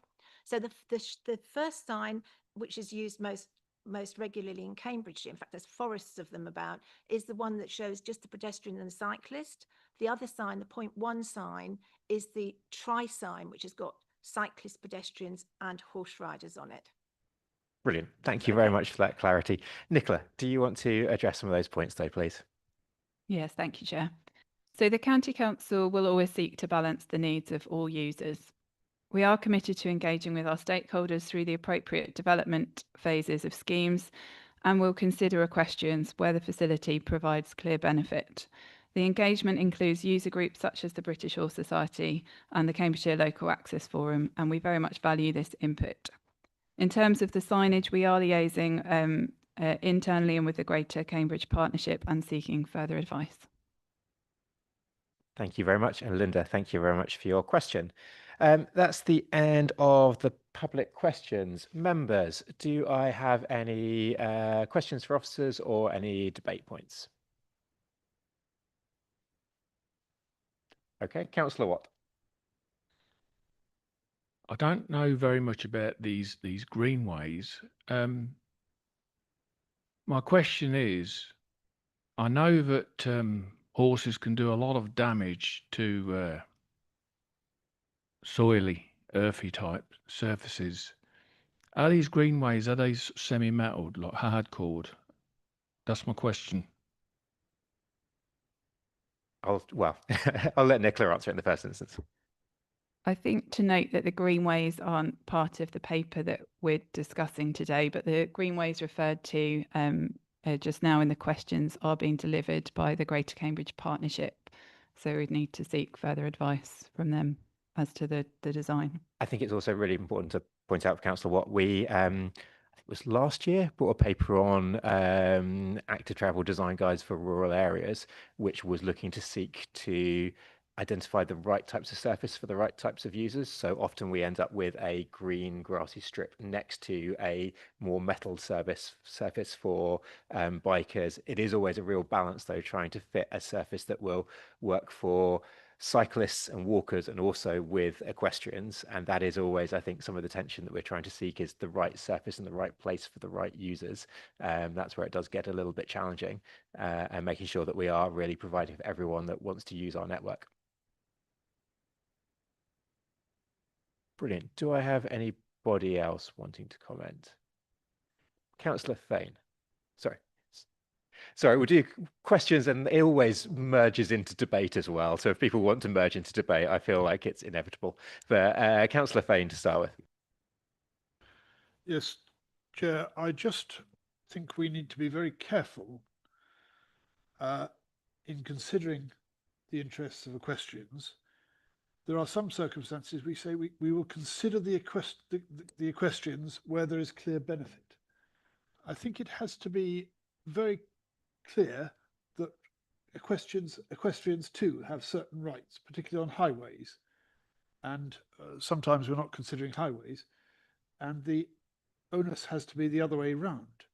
That is there a good reason for excluding equestrians when setting up new active travel routes, rather than considering equestrians where there is a clear benefit? I'll come back later, if I may, to the report itself. Okay. Nicola, did you want to address that point? I think just thank you for the point and noted. Okay. Sorry. Next, I've got Councillor Hathorn. This is questions on the general report, is that right? Correct. So 3.17, other active travel schemes, scheme name Girton to Oakington, funding amount £75,000, to support design phase active travel schemes. So there was a fatality of a cyclist, which was tragic, on what I understand to be the Girton to Oakington route. And there seems to be a design half delivered with some lampposts, which are just sticks. Is this for the design phase or the finishing of that? What is this money for, please? Nicola, do you want to answer that? Yeah, that's fine. So this is in relation to phase 2, widening the path between New Road and Oakington. The detailed design is almost completed and the additional £75,000 will enable us to finish the design work and work with a contractor to receive the accurate construction quote, which will be taken back to the Combined Authority Board for approval to seek the full construction funding. Do you want to follow up on that, Councillor Hathorn? Could I just then ask, what is happening to those lampposts? I don't know the answer to that, so I'll take that one away and we'll have a look at that and come back to you on that one. Thank you very much. Councillor Dupre. Thank you. Two things. Firstly, I also kind of winced a bit when I heard that phrase about involving equestrians when there was a clear benefit to doing so.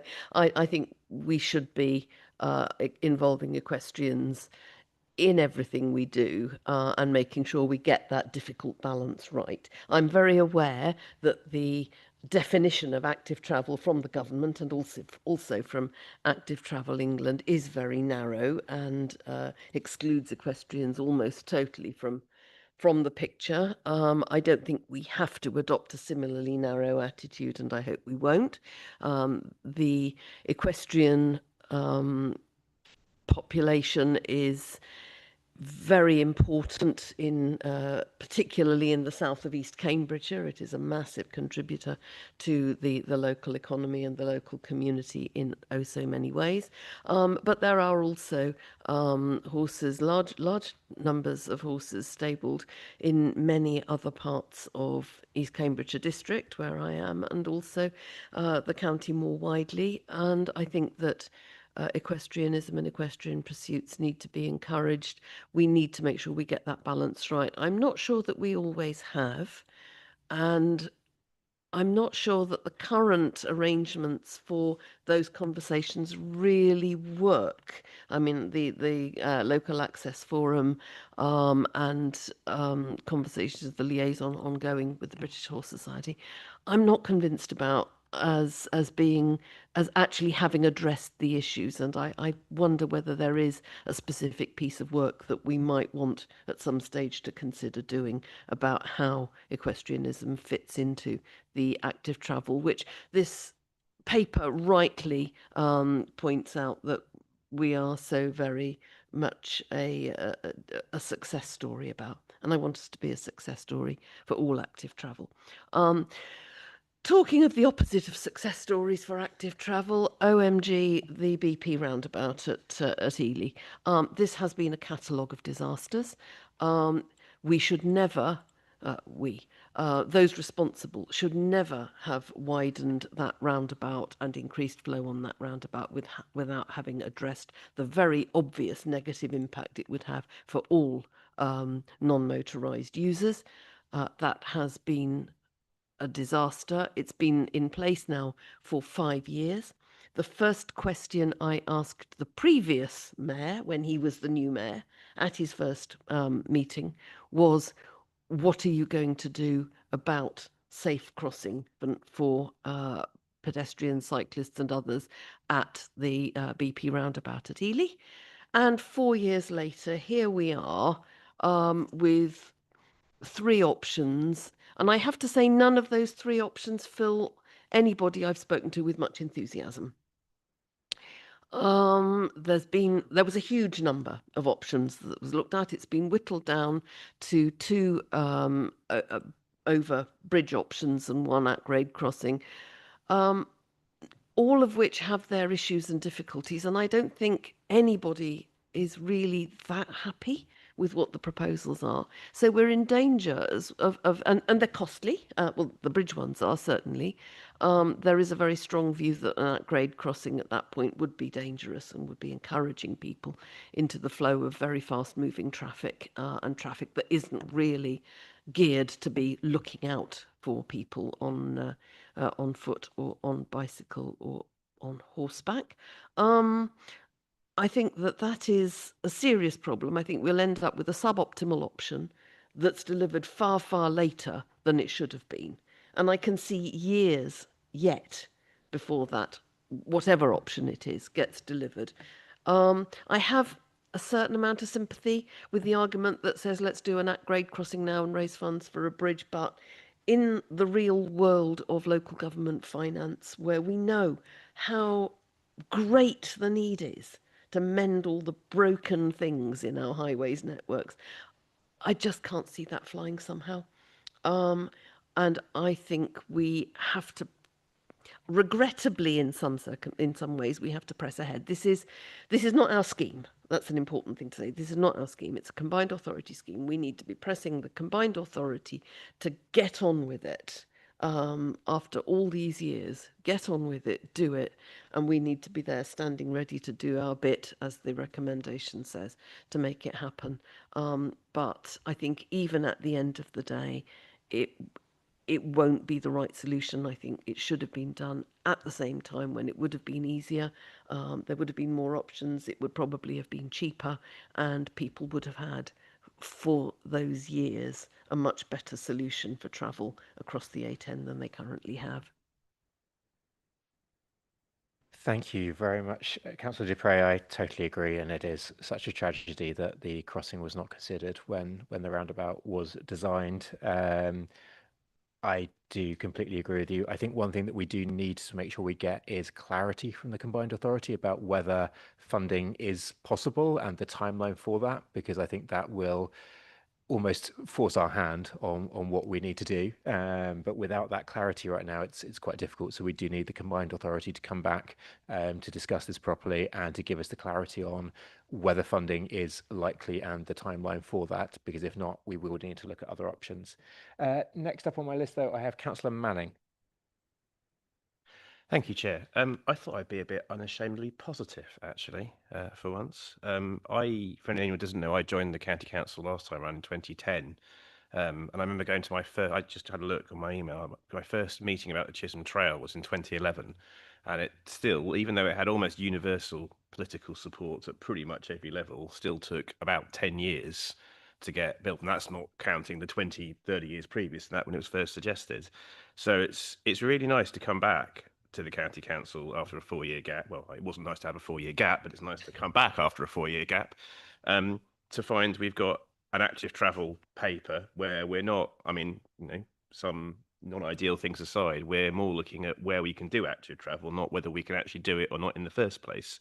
The fact we've got an active travel centre of excellence, and the fact that, importantly, for once, the active travel schemes are not just centred on Cambridge. They're actually centred outside of Cambridge. It's lovely to see some of the active travel groups outside of Cambridge. So it's not just CamCycle. Not that there's anything wrong with CamCycle, but it's nice to see focus outside of Cambridgeshire and groups outside of Cambridgeshire. So yeah, well done us, frankly. Give ourselves a big pat on the back, and thank you very much. Thank you, Councillor Manning. Can we have more like that, please? Councillor Watt, over to you. Yeah, my concern is the way local governments, whether it's a mayor or authority, county council, district council, the way they spend money with a large amount of short-sightedness. And I'm seeing here this BP issue, this BP crossing. Yes, we could have a temporary crossing for the time being, but that will cost money. We know that ultimately we need a well-designed bridge to go over. We don't get a refund on the temporary solution. It's gone. And that does not represent good value for the taxpayer. So my motto is, do it right, do it once. And I think we should be pressing the mayoral authority very hard to do the right thing and just get on with putting this bridge across the road, because in the long term, as costs go up of projects, it would be far better value for money to just to grasp the nettle and do it right as soon as possible. Thank you. Thank you, Councillor Wharton. Yes, I think all of us wish that it had been done right to start with. It's such a shame that a new roundabout was built without thinking about it at the outset, because that would have saved us money. But unfortunately, that was a decision of a previous administration a long time ago. But that's where we got to. Do I have anybody else on the list? Okay, go on, Councillor Morgan. Hi. I'd just like to say that I think it's very good that we continue to deliver these projects through the Active Travel Fund, and I'm particularly happy to see the funds for the footpath widening in Wilbraham. I know this is an issue that has concerned residents for a while and is actually something that's come up a lot. And so I'm happy that we've allocated the funds to achieve this now. More generally, it's very we have just patted ourselves on the back, but we're still spending around £5 per person in the whole of the area on active travel through not through this fund and through the other schemes I see, not including things like the GCP, and I think this is probably not enough money given the benefits that these kind of schemes can supply, and also sort of the amount of demand that I hear from different parish councils for active travel solutions that they want. So can the chair sort of explain whether we will be able to increase funding for active travel in the future? Thank you, Councillor Morgan. I mean, funding in general is difficult. One of the great tragedies recently is that central government created Active Travel England, gave it a rather large budget, and then took away most of that budget. It was one of the tragedies of Rishi Sunak's government that that money got taken away from Active Travel England. I think it's really important to say, actually, and really a testament to our officers, actually. So when the joint administration was formed 4 years ago, the cycling officers and cycling team at Cambridgeshire County Council had just been essentially disbanded. And the joint administration, one of its first priorities was setting up the Active Travel Centre of Excellence. And the officers in that team have done an amazing job. Active Travel England actually rates every single local authority across the country. And we are the highest rated in the country. We fit into the highest band of any other local authority. And I think that is a real testament to our officers.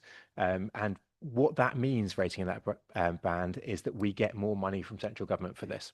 So the money that we're seeing here is money that's come through Active Travel England. It's not county council funding. And it's because of our officers working so hard and being so kind of country leading in this one that means that we had more money to spend on active travel than we would otherwise have.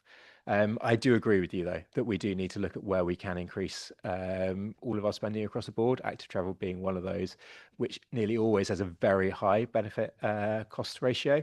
The amounts of money that we're talking about here across the entire county are really quite small compared to other things that we do, really quite small. And it is a testament to the officers about the outsized benefit that these relatively small amounts of money have. So we need to be looking at how we can be doing more of that. And I'm sure the administration will be looking at its priorities, and we have some priorities coming up on what we want to be doing. I hope that answers your questions there, though. Next, I've got Councillor Manning, I think, wanted to come back briefly. Just a very quick one, Chair. Picking up on what Councillor Watt said, I completely agree that doing things right first time is the best thing. You now do have an administration that's very keen on promoting active travel, so I would invite you to come forward with some active travel schemes in your patch and see if we can get support for them. Thank you, Councillor Manning. And for those that don't know, it's a really interesting one when you look at active travel across the county. I mean, don't think it's any surprise to anybody here that Cambridge has some of the highest rates of active travel in the entire country.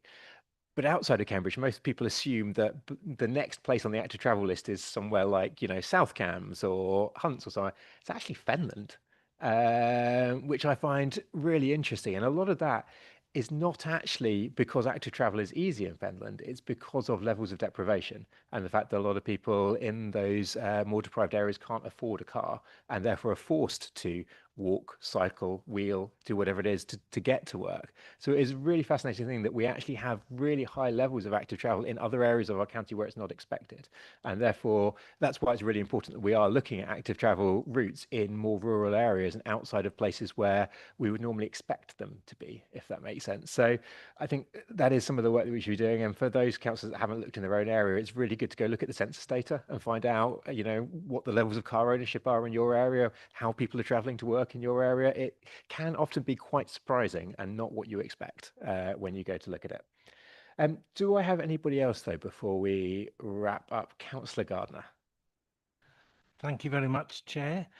Whilst I support the Auchenbury wheeled cycleway and everything else, following on from Councillor Manning's point with regard to letting this administration know with regard to where we want additional rural cycleways, can I therefore suggest to this authority, as I do have a meeting with the CPCA next week with regard to rural transportation, active travel routes within my county division, that we look at actively Tilbrook to Kimbolton, And Councillor Gardner, you're breaking my rule here. I know, but I'm following on from the point that Councillor Manning made, so I thought I was let in there, Chair.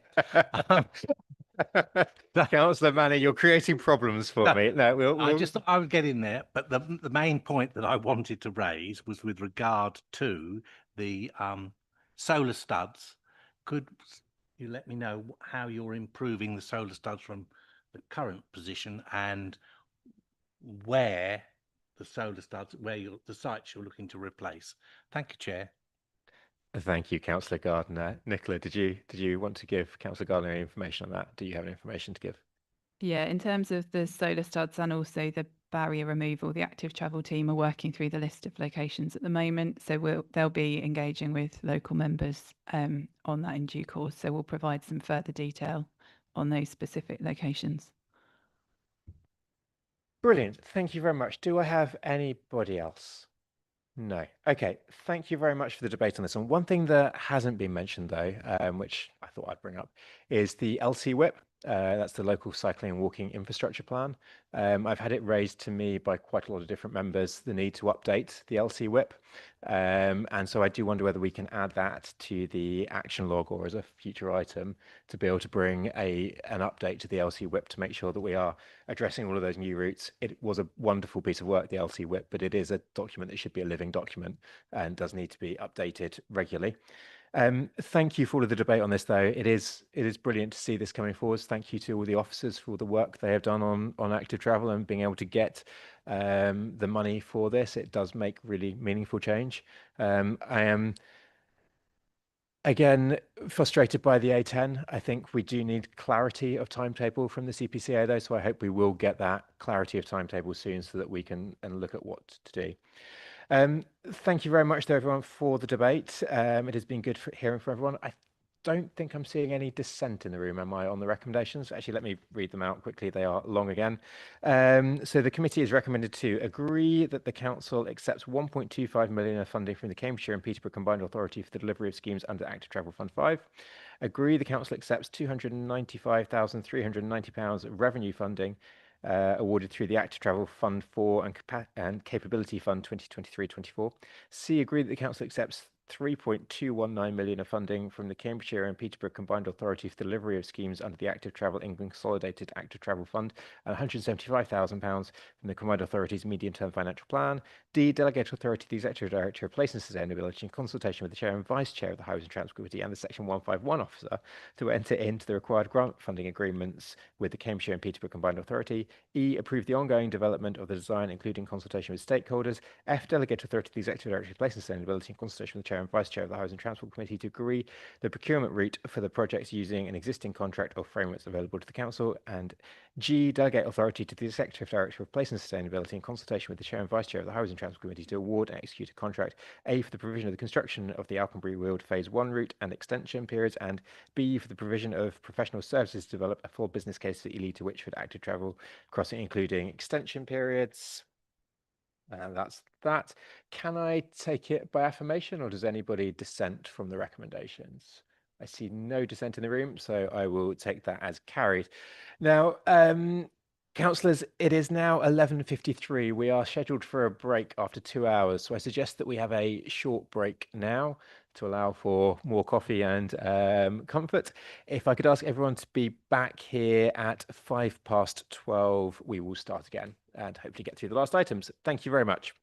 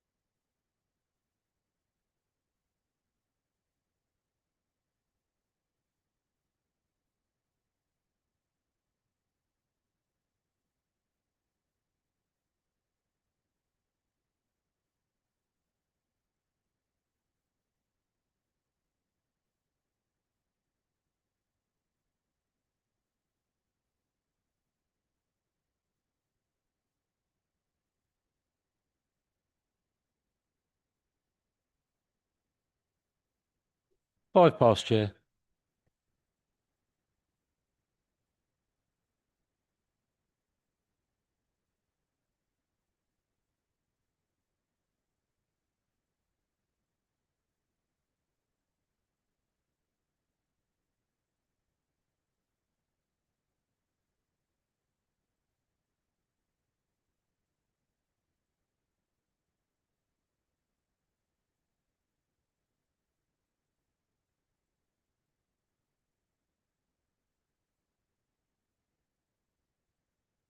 Okay, councillors, let's get started again. There is a committee meeting in this room after this one, so we probably do need to crack on and make sure we get through things. So next up is item 7, which is on the A14 Cambridge to Huntingdon National Highways Improvement Scheme.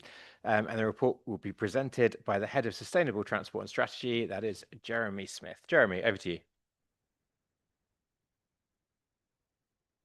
Yeah, thank you, Chair.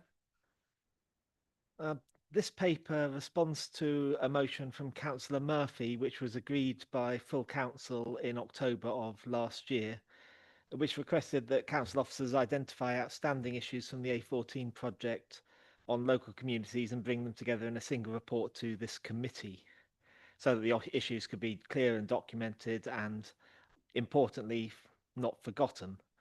There are a range of issues that are outstanding, which fall under 3 general categories. The first of which is outstanding issues for national highways to resolve to ensure that the scheme is in compliance with the conditions set out in the development consent order. And these are set out in section 3 of the report and include issues relating to borrowed pits, tree planting and landlocked buildings. Further to that, there are issues for the county council to resolve using funding provided as part of the detrunking of the old A14, which are set out in section 4 of the report. And of the 24.75 million provided for this, over 13 million has already been committed to address significant defects in the standard of the old route that was dedicated to the council as part of the detrunking. The third category is problems that remain but that were not a requirement of the DCO and therefore do not have an identified route to their funding or resolution at this time, or have just been left with whoever to address. And these are set out in section 5 of the report, and in particular we've highlighted active travel provision as part of the scheme, and in particular gaps in provision from where the scheme boundary ended and the interface with the local active travel network that it would most logically feed into. In addition to the above, I'd note there are also noise problems in the Girton area that are still the subject of local concern, and there is also concern that there is no assessment of whether the biodiversity objectives for the scheme have actually been achieved. Section 6 of the report details some of the lessons learnt from the experience of the A14 scheme. It was the first scheme in Cambridgeshire to be applied for and consented through the development consent order process. So it was almost by default the scheme where we learnt most about that process from a standing start. Experience with the scheme and in the planning stages of the A428 scheme directly led to the establishment of the County Council's consents team, which now provides dedicated resource for the project management of the council's inputs into each DCO. The council has also taken experience from the A14 into its works in specific disciplines such as tree planting, biodiversity and active travel, and every other discipline where we engage with applicants on development consent order schemes. It is, however, important to recognise that while local authorities are influential stakeholders and consultees in the development consent order process, government ultimately determines development consent orders and is responsible for ensuring that development consent orders, requirements and conditions are met. Thank you, Chair. Thank you very much, Jeremy. I would now like to invite members of the public to present their questions to committee. So first and only on my list, I have Anna again, Anna Williams from CamCycle. Anna, you know the drill. You have 3 minutes. Thank you, Chair. So speaking once again on behalf of CamCycle and our 1,700 members.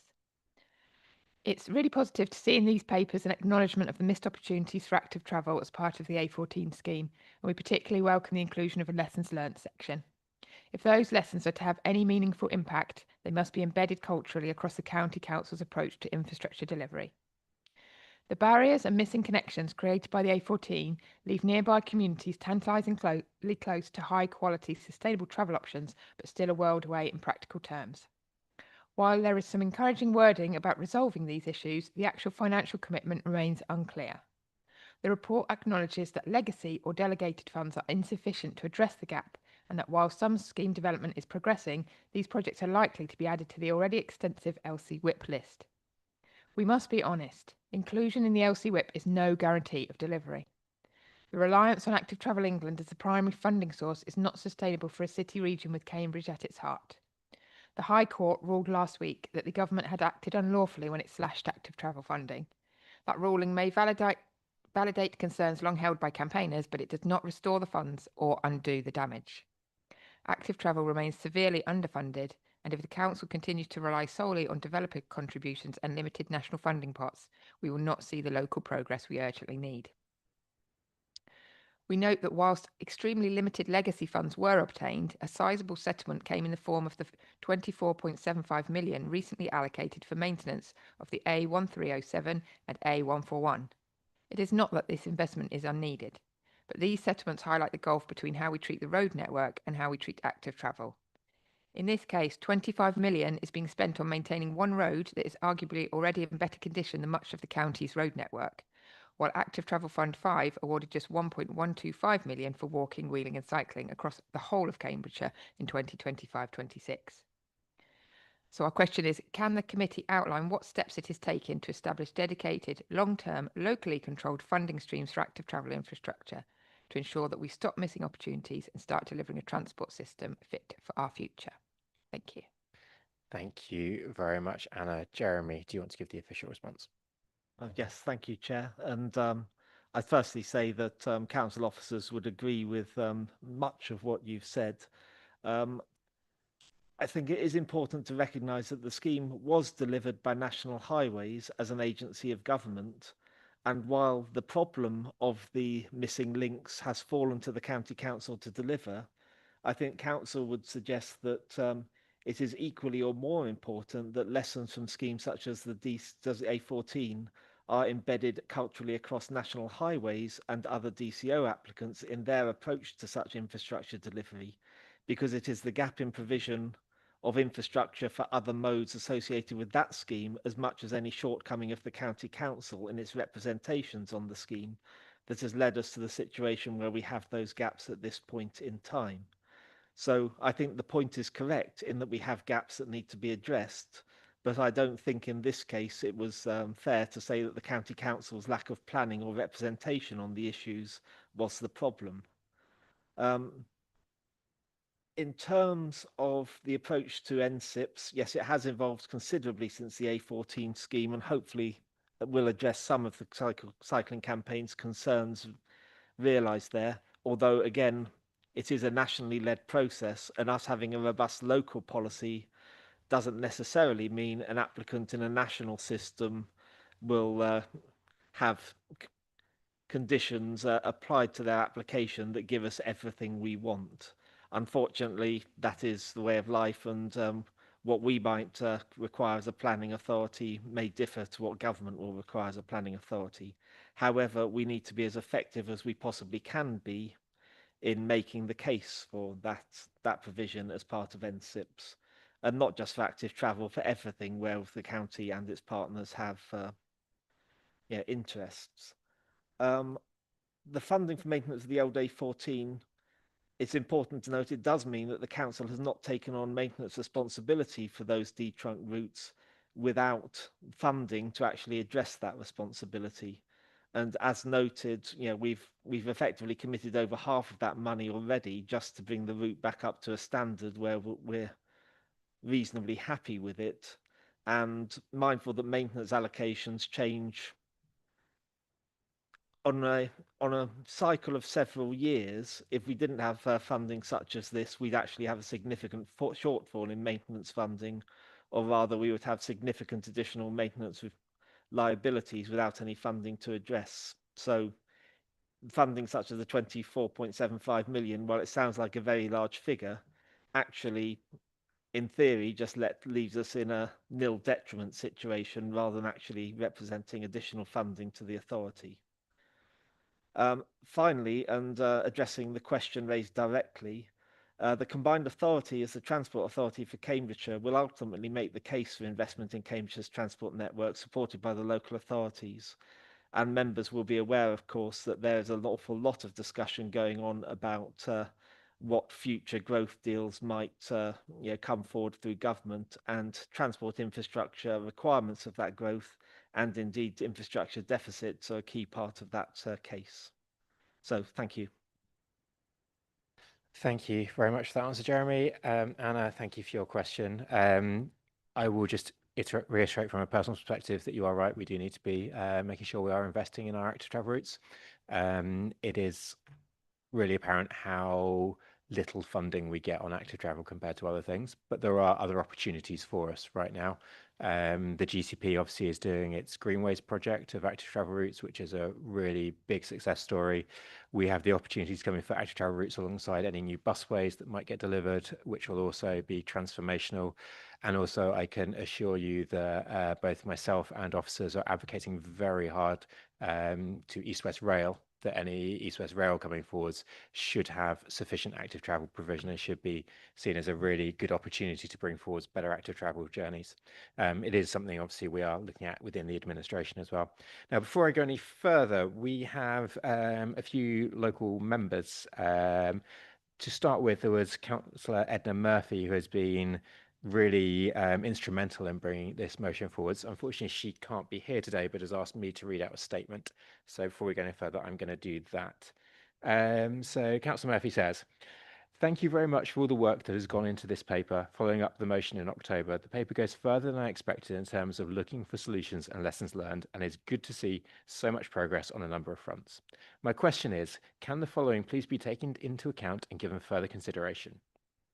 The objectives of the scheme, section 2.3, include delivering active travel improvements, e.g. NMU bridges, numerous cycle paths, and biodiversity net gain. In relation to the latter, many claims were made at the time about how the A14 would deliver 11.5% biodiversity net gain. It is important to note that this was not just hype about the scheme, which can be quickly forgotten. Delivering biodiversity improvements was a key metric for National Highways corporately, and one which its regulator, the ORR, was highly critical of it not meeting.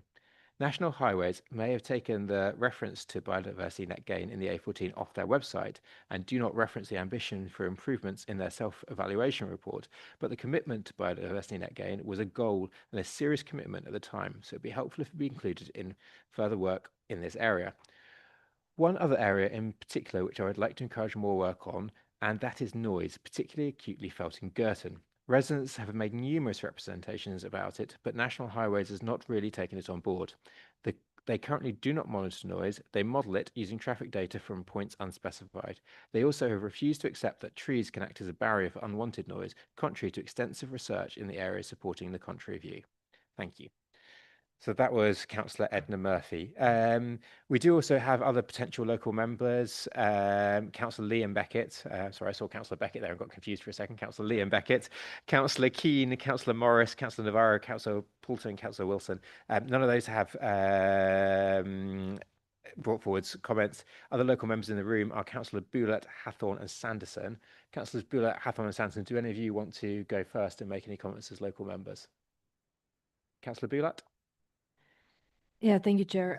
Just had a few comments and questions, especially on the letter we got back from the Minister, which I think some of the content is really reassuring in terms of the engagement with National Highways. One of the things that was mentioned in the letter was how National Highways has offered to set up further safety advisory groups, especially with parish council representatives, to discuss especially the local feedback and specific local issues. I think it's really good to hear, and I was wondering to what extent parish councils have been informed. Are they aware this is on offer, and has any further engagement with parishes taken place since that communication? Then there is a bit in the letter as well saying that, well, from the minister perspective, they're really reassured the National Highways works in collaboration with us at the county and stakeholders, and that they will be responsive. We have heard, like, especially from a resident perspective, quite mixed feedback around this. So my question is how reassured we are that this is the case, that communication has improved in terms of the county council's interactions with National Highways over the last few months. And then I think the main local issue that comes up on this paper for me is the temporary, well, the 40-mile-an-hour speed limit, and I am aware we had a range of different timeframes and other issues that occurred whilst the works were taking place.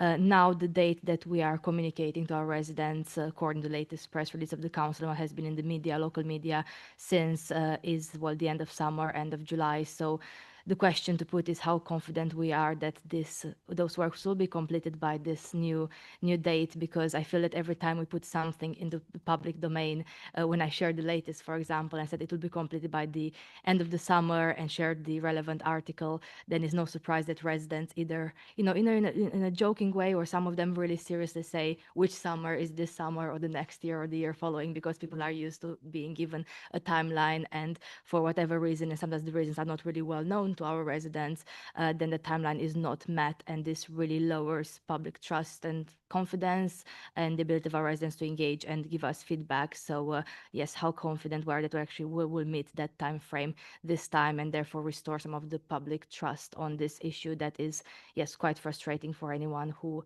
has seen previous communications and of course is using that route driving. Thank you. Thank you very much, Councillor Bulat. Councillor Hathorn. So, as was pointed out to me, the busway fencing issue was locally the most controversial subject since the A14 upgrade. So this is a very exciting highways committee. So what was lost? Well, what a lot of what was lost from what was promised was the local stuff. So it was the cycling and walking routes, the biodiversity promises, and we went from a situation locally where there was a massive screen of established trees, hedgerows, nature, badgers, owls, really established nature, and it's all lost. And now we've got a whole load of trees struggling to survive. Some are doing okay, but it certainly doesn't replace what was lost in any way, and it feels like it will be decades, if ever, before that is returned to what it was. It was, we lost pedestrian crossings, which I know the county council was begging the national highways to retain, and they took them out, and it is a massive loss to the communities, and there's no explanation as to why you would do that. There is a cost to removing a crossing, so you're spending money to make local people's lives worse. I mean, just insanity. And what we get out of it is we lose the local stuff, the bits that make people's lives better locally, and we just have more efficient traffic pouring into the places where we live that we have to manage. Noise mitigation is an issue probably in most locations. I recognise there's an argument that if you live nearby a road, you should expect a degree of noise, but the size of the road was expanded significantly. It was increased by 50%. There were opportunities to put in better noise mitigation. We begged National Highways at the time and throughout the process, please, this is not sufficient, and they wouldn't listen, and we don't have it, and people have to live with noise every single hour of every single day. The bit that a county council report can't say, but I can, is that National Highways operates as a law unto itself. The county council can require National Highways to do stuff, it can engage, it can negotiate, it can speak, but it can't force, it can't threaten a legal, effectively it can't really make a legal challenge to National Highways, because it's like a minnow arguing with a blue whale. Like, the scale of National Highways is so big that we just can't, and they know that, and they operate on that basis. So what we're left with is local people are left with a piecemeal approach for raising awareness. We campaign, we make a noise, we flag things up, we get stuff into the press. Getting stuff into the press is quite effective with National Highways, even if it only gets you sort of 100 meters of a marathon. It might get you that 100 meters. And trying to triangulate local authorities and the MPs and campaigning groups and who's in government, what political persuasion your MP is, what their relationship is. All these things make a difference as to whether you can get everything done, and that's just not fair or reasonable. So I think this is a really, really helpful document. I think it's really valuable to draw everything into one place. And I hope it gives this authority a better, I think this authority demonstrates that it has learnt really good lessons about NSIPs and negotiating with these big organisations. And I hope other local authorities read this document. I'm not sure how that works, but I think it's really helpful for anyone who sees a national highways project hoving into view, look at this document, learn lessons and take advice. Thank you very much to Councillor Hathorn. Yes, I do encourage many people to read this document. I will admit to having my mouth slightly open when I read it first time around with the level of things that has happened on this project. It is quite eye-opening. Next up, I have Councillor Manning. Thank you, Chair. Something I don't see mentioned in this document, and apologies not bringing up in advance, is the amount. I mean, it covers the financials we've got from national government, but what about the amount of officers' time that's been wasted on this, having to deal with national highways and having to go through probably incredibly frustrating conversations with technical colleagues at a national level? I wonder if there's any representation we can make. I mean, we could charge them for our officer time. I mean, I know we can't, but I wonder if that is a conversation that's been had at any level of the council about the amount of time that's been taken up by our officers working on this, which really they shouldn't have spent. Thank you.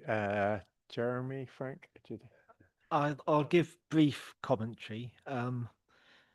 Through the NSIP process as it exists now, Define NSIPs, Jeremy, please. Sorry. Yes, I've fallen into the trap. I managed to avoid it with development consent orders, but I've gone straight into NSIPs. NSIPs are nationally significant infrastructure projects which are then consented through the development consent order process. And the A14 was the first of those in our area.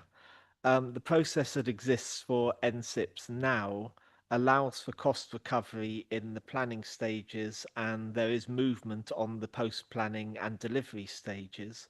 Once we get to the stage of a project like the A14, there will be costs associated with the DCO and meeting its conditions that National Highways in this case will still meet.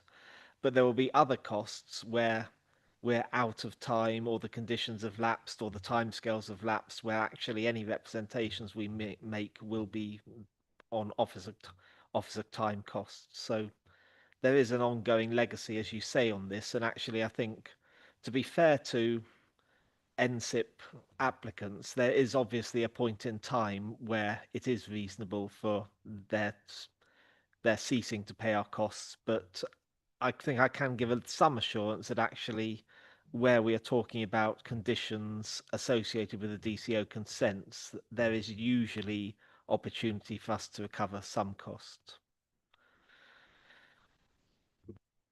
Thank you, Jeremy. Ian, did you want to come back in?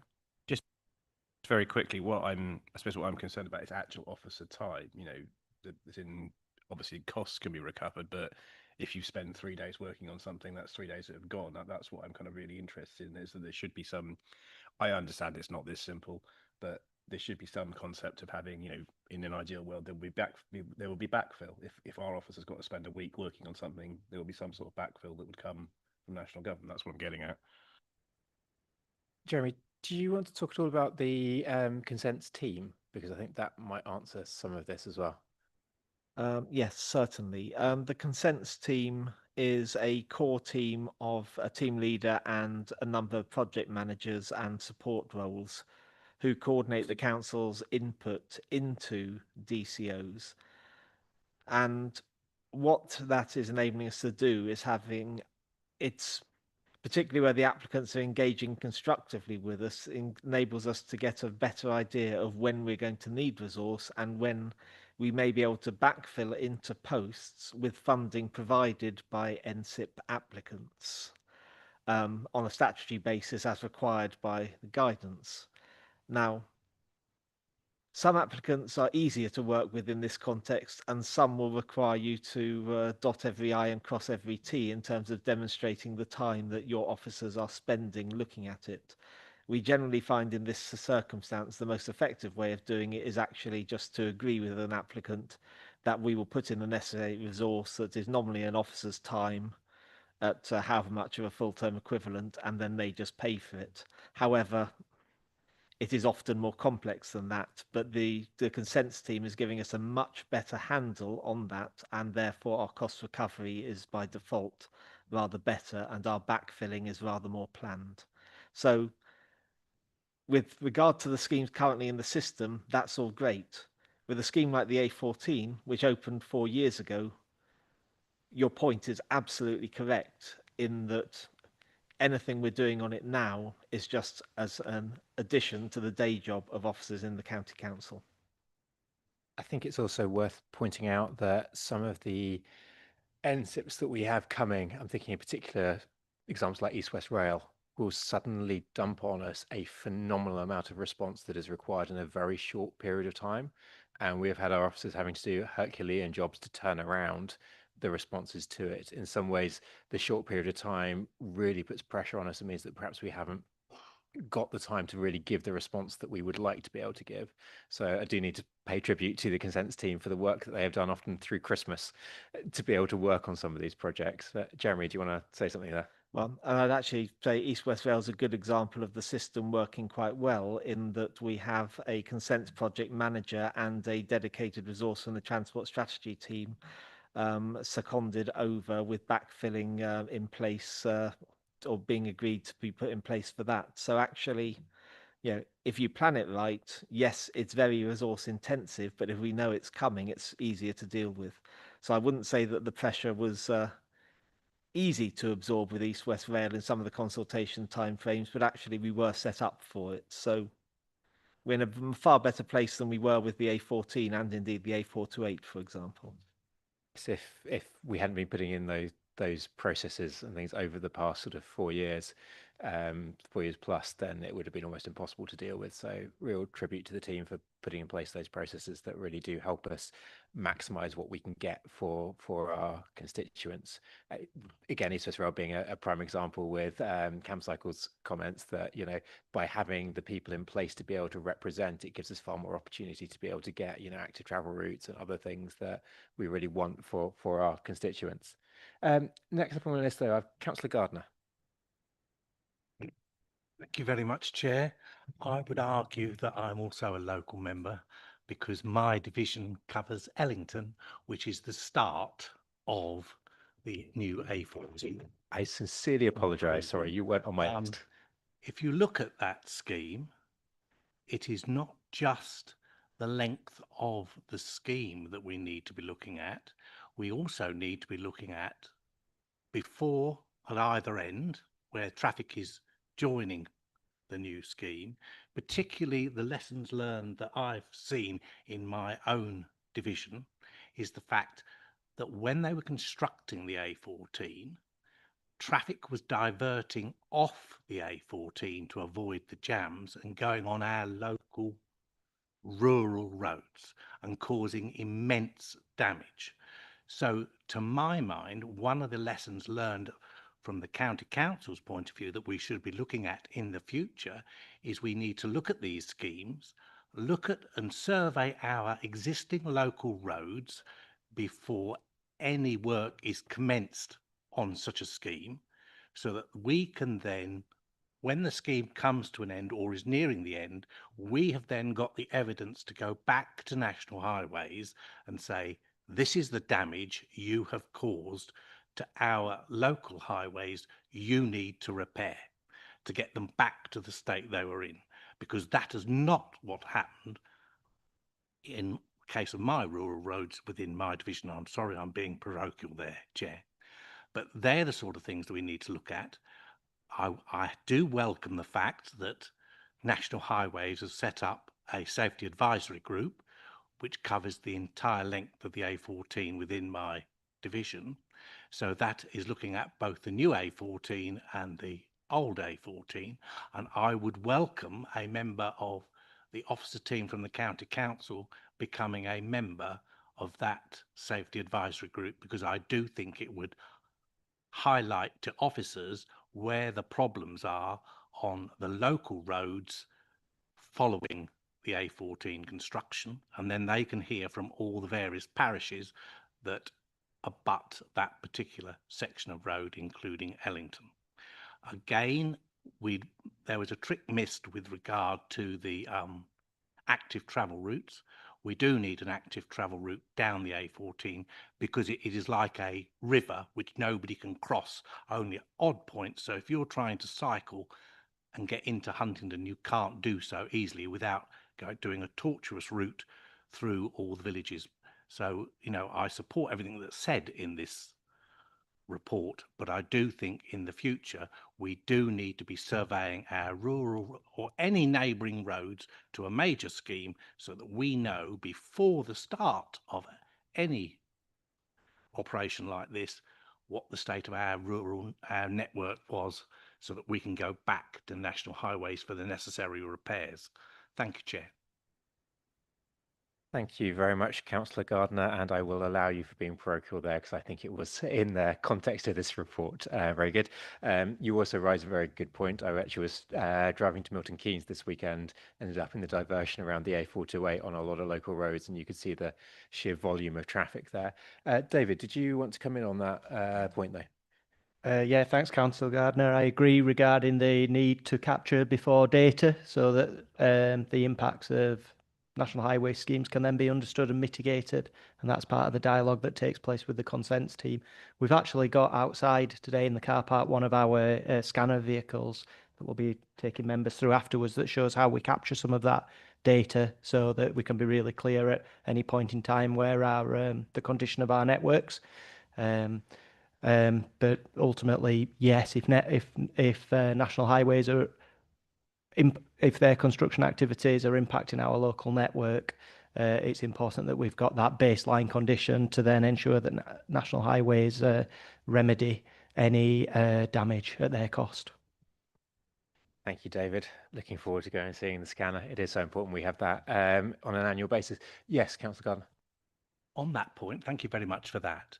I do think we ought to also bear in mind when National Highways are doing roadworks on their sections of road, because as the Chair has already indicated, when you do get a major roadworks, particularly on the A14, traffic then goes off onto our local network, and that is causing, again, tremendous amount of damage to our local network.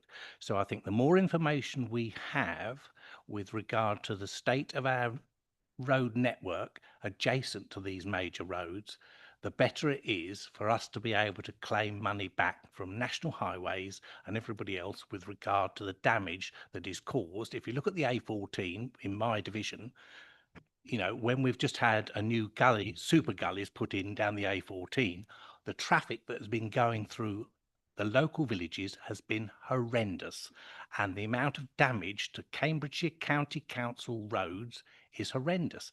And I just don't know how Cambridgeshire County Council is going to be able to afford to do the repairs unless it gets money from National Highways, which is what we should be doing, but we probably haven't got the evidence, and that is why I'm saying we need to survey these roads on a regular basis so that we do know their state. Thank you. No problem, Councillor Gardner. And actually, you make a really interesting point there about finances. Obviously, as a county council, we have a highways network that is in a really poor state of repair over many, many years. Decades of marriage decline have left us with it's nearly £1 billion backlog in highway maintenance across the piece. It is really apparent to me that actually the cost of a major road scheme like this would actually be enough for us to bring all of our roads across the county up to a good standard. And I find it so frustrating that it's easier to find money for a major road scheme than it is to actually just maintain what we've got and bring our 4,000 kilometres of road up to a good standard. And I actually sometimes think that maintaining our current roads would have a better impact for our residents than necessarily building something new. It's so frustrating that building something new is often so much easier than maintaining what we've got. I just do not understand it. Going forward, though, I've got Councillor Goldsack. Thank you, Chair. NSIPs make my blood boil, to be perfectly honest with you. And as one that lives adjacent to Sunnica, not a highways NSIP, but an NSIP none the more for that, and the way that that was dealt with and the impact on the locals. So I really welcome this report. I want to thank you for the report. What I'd like to see is for every NSIP, highways or not, county-wide, because we've got Kingsway Solar coming, let alone the 428 and the south, the east to west, etc., etc. What I'd like to see is this report at the outset of the project, and then this used as a baseline from a project management point of view that says, yep, they've done that. Yep, they've done that. Oh, look, you're not doing this. This should have been done by now. Because with the greatest respect to this report, this is a retrospective report looking back at what they've missed. We should be in there, and I recognise, Jeremy, you're saying this, that we are going to be in there on future ones, but I think we should be having this report and we should be having regular reviews on these reports as the major NSIP projects are being delivered to these meetings to say. Now, the other point I wanted to raise, a very simple one, is I find it quite difficult to listen to local member input on this because I don't know Councillor Hathorn's or Councillor Boulat's areas, but they speak very passionately and very knowledgeable about that, just as I hope I did about the impact on Isleham of Sonica and other things like that. However, on NSIP reports, I would say that I'm a frequent and active user of the A14 and welcome the overall improvements that I've seen in the A14 as a car and other vehicle user of such highways. So it's a really interesting thing here that we've got to stand up and fight for the residents of Cambridgeshire in the local areas to make sure that these national programmes not do no harm, but deliver what they say they were going to do. So if there's a programme of active travel, then that needs to be delivered. If there's a programme of tree planting, that needs to be delivered and managed, and et cetera, et cetera. But I do think on these situations, we as in protecting those, I'll go back to what I'm saying is, I feel that I'm a local user because I use the A14 frequently, probably 3 or 4 times a week, that stretch of new road, and I welcome it compared to the old one. And I'm also old enough to remember when to get to Milton Keynes, as you did the other day, you used to have to go up through Kimbolton and all through those roads that way. And woe betide if you met a lorry coming the other way on those roads, but that's not that long ago. So I think to summarise on this report, I welcome this report. I think it's a really good report. I would like to see these earlier in NSIP processes, and then I would like to see them updated on regularly so that we as a committee know what they've delivered and where they're at. And I think that should, if we did that as a process, mean there's less to report as a retrospective wash-up, hopefully. Yeah, Councillor Giles, I just want to draw your attention to the consents working group. I don't think you've sat on that previously, have you? So the consents working group does consider all of these major NSIPs and essentially gets updates to those on a very regular basis, because you are right that we need to be learning the lessons in advance, and actually often with these things we need to be at them before the committee cycle comes around. A lot of these projects work so quickly that actually having that working group is incredibly important to be able to stay on top of these and monitor all of these. I believe there will be a Conservative representative on the working group. I don't know who it is, but it would be worth talking to them or talking to any of the rest of us that are on that working group, because a lot is shared there and is really useful. Does that come back through this group? So the consensus working group is a mix of highways and environment and green investment. So the EGI ones will come via EGI and the highways and transport ones come through H&T. So it's kind of a mixed working group that is chaired by, it's co-chaired by myself and the chair of EGI, and we switch between them. It is really worthwhile talking to your representative on that one though. And those reports will be shared as things go through. You are completely right though that what we need to do is learn the lessons from this and make sure they were baked in to the process, and we need to have a continuous kind of 360 lesson learning process on each one of those DCOs and make sure they get baked into the process. And Alice and the consents team have been doing a lot of work on that one to actually make sure that we are really working for residents. So thank you for that.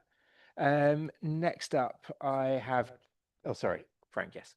Just want to add a couple of extra points there. So Councillor Goldsack, thanks for the question. The information as well in terms of the position on not just the nationally significant infrastructure projects, but other major developments. We track that, and that's information that's available to all members of the council, so we can circulate that after the meeting and then make sure you have the link to that. But what I'm just going to reflect on is how do we give the two committees that have got oversight for these projects the assurance that you're seeking. So I'm just going to reflect on how the best way of doing, because we've obviously got the members working group, we've got member information, but I'll think about, because we've got every quarter we have a performance report. So think about how we can provide the assurance to the committees that you're seeking. So I'll take that as an action, and we can review that further. Thank you. Thank you very much, Frank. And Councillor Wyatt has just shown me who's on that group, and it's Councillor Gardner is your representative. So I'm sure you guys can talk a lot. Next up, Councillor Dupre. Yes, I was going to mention the consents working group, and I'm glad you've done so. I think this council has come a long way since the start of the A14 project in terms of, firstly, officer knowledge and understanding, and also, secondly, member grip and understanding as well. And that consents working group has been a really valuable place for a lot of that stuff to go on. That said, I do think National Highways is still an extraordinarily impenetrable organisation. I've been really blown away by how dogged and successfully dogged Councillor Murphy has been in tracking down so much of this stuff. But even then, there's stuff that we don't know or that just falls serendipitously into our hands. I just recall some time ago being at a meeting of the Combined Authority when National Highways were present to present on something or other, and they mentioned some report or other relating to something that Councillor Murphy had been trying to track down for ages. And I went, oh, right, so it does exist, despite the fact we've been told it doesn't. And, you know, you just have to sometimes rely on things falling into your hands because National Highways is such a law unto itself.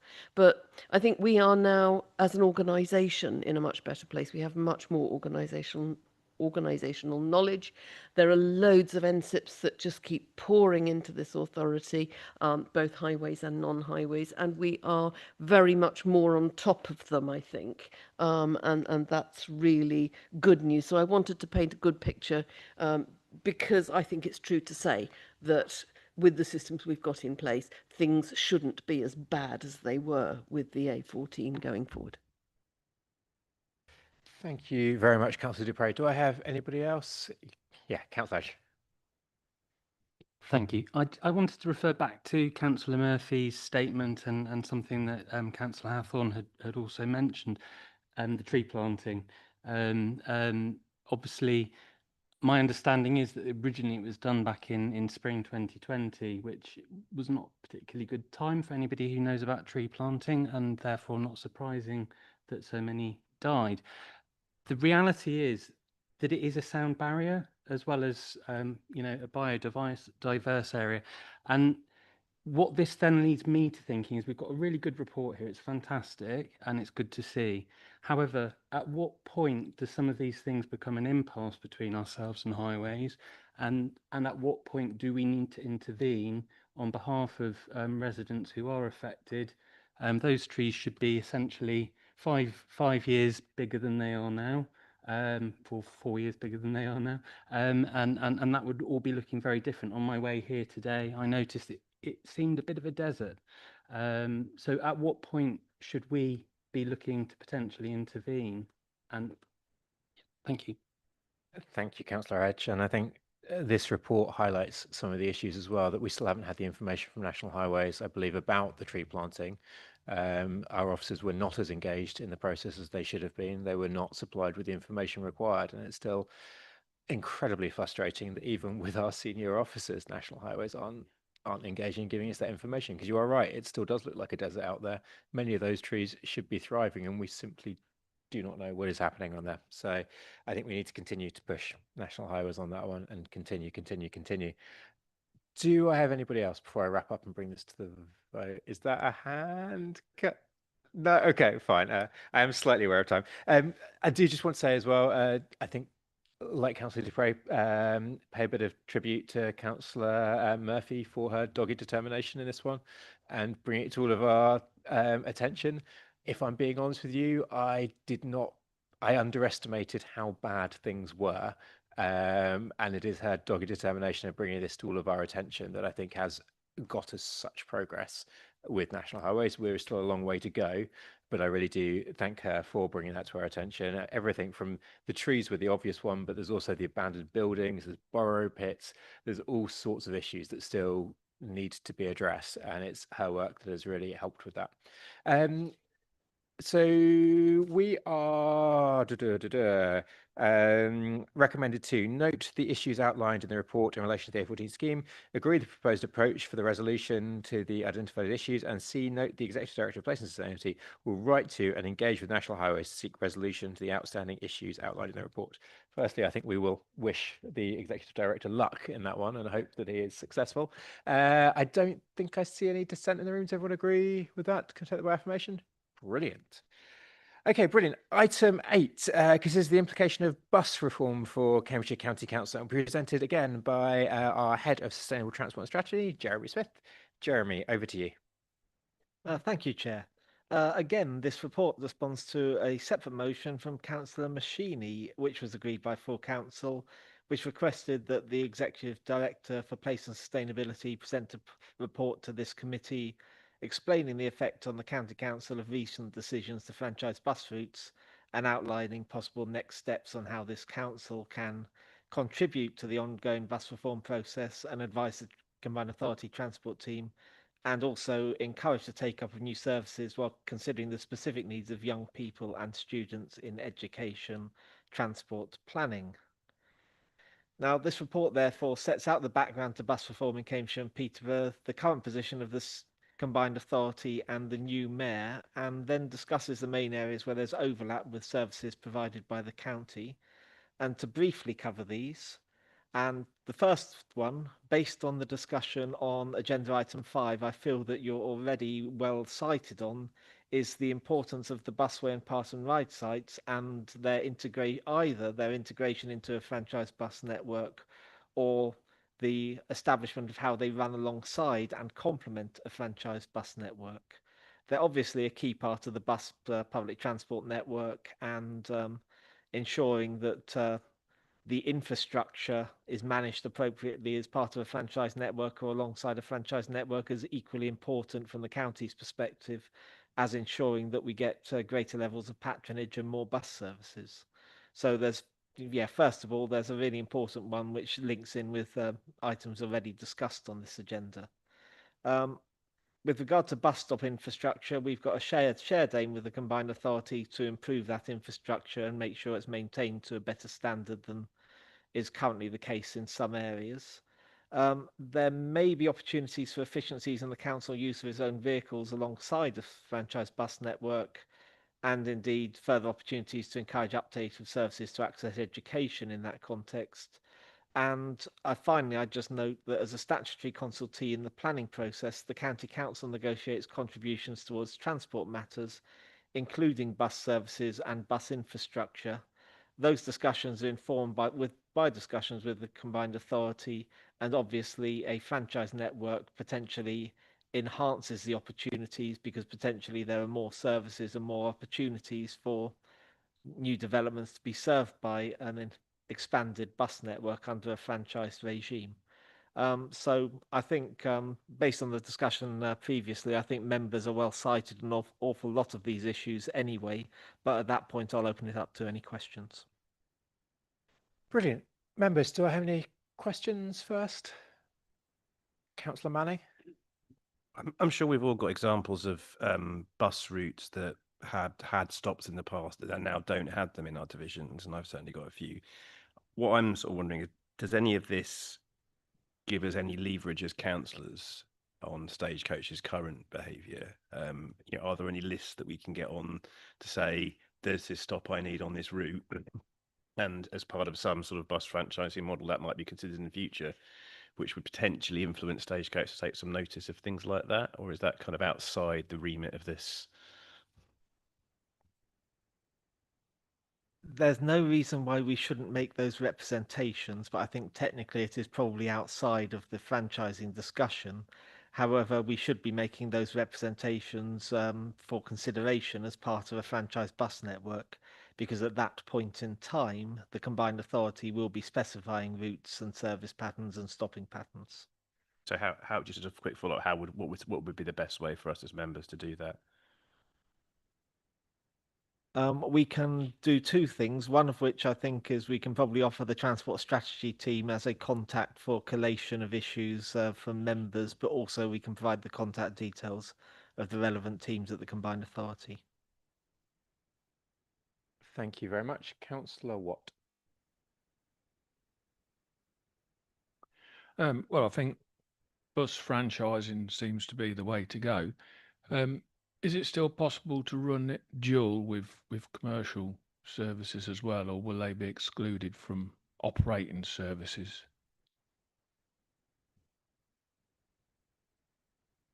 Jeremy, do you want to answer those questions? Or David? Oh, Jeremy. I think there are options which would have allow both, but I think generally the intent would be that if you've got a franchise network, that the franchise would be the primary public transport offer in the area. Now, it may well be that there are issues of buses coming into the area which by default need to access but aren't wholly in the franchise area. So there's potentially exceptions, but I think the preference would be for a franchise network or a series of franchise networks if you're looking at the franchise model as opposed to enhanced partnerships.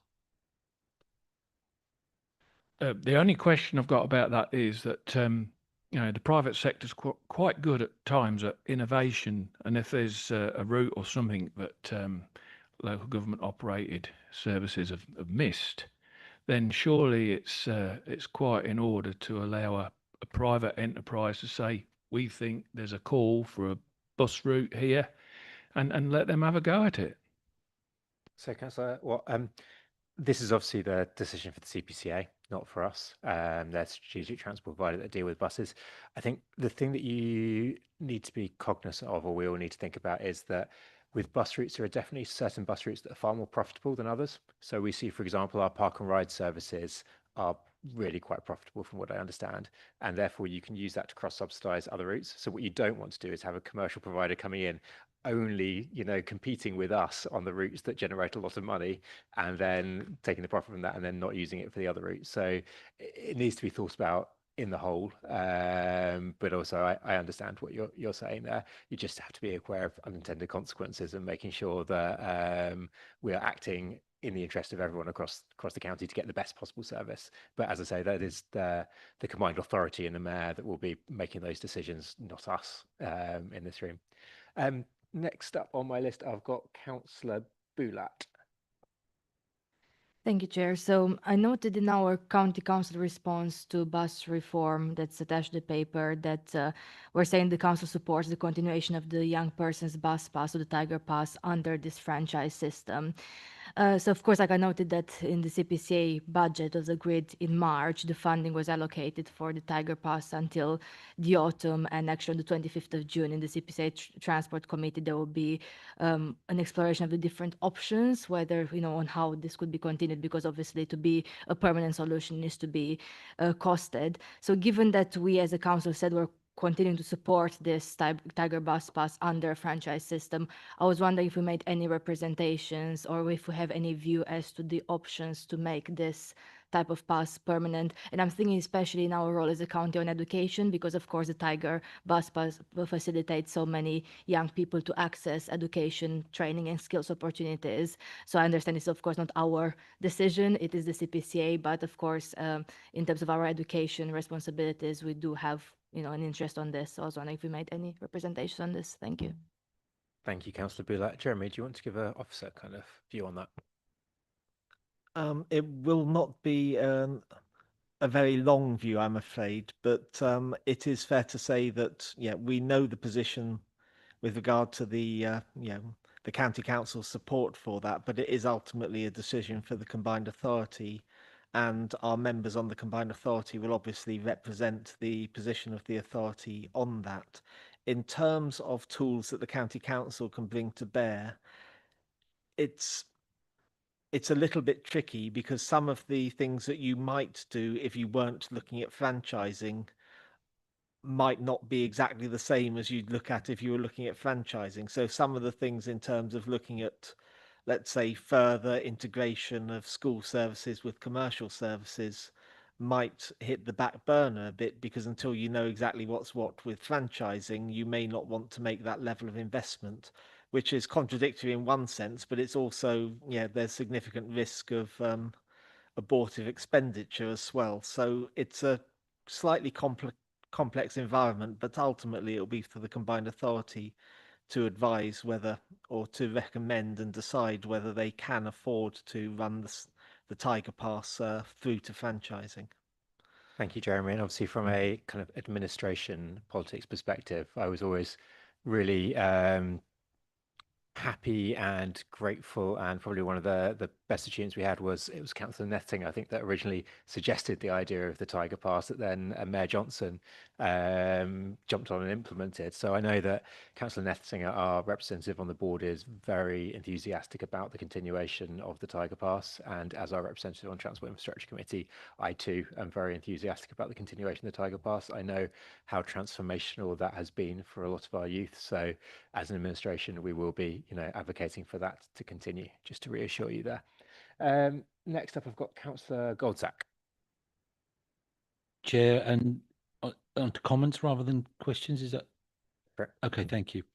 For the last 4 years, I've acted for this council on the CPCA's Overview and Scrutiny Committee, and my last act involved in that has just concluded, even though we were re-elected a couple of months ago, and that is the sign-off of the report that the Overview and Scrutiny Committee at the Combined Authority has just held on the failed bus procurement of the 7 routes and around the Tiger buses from earlier.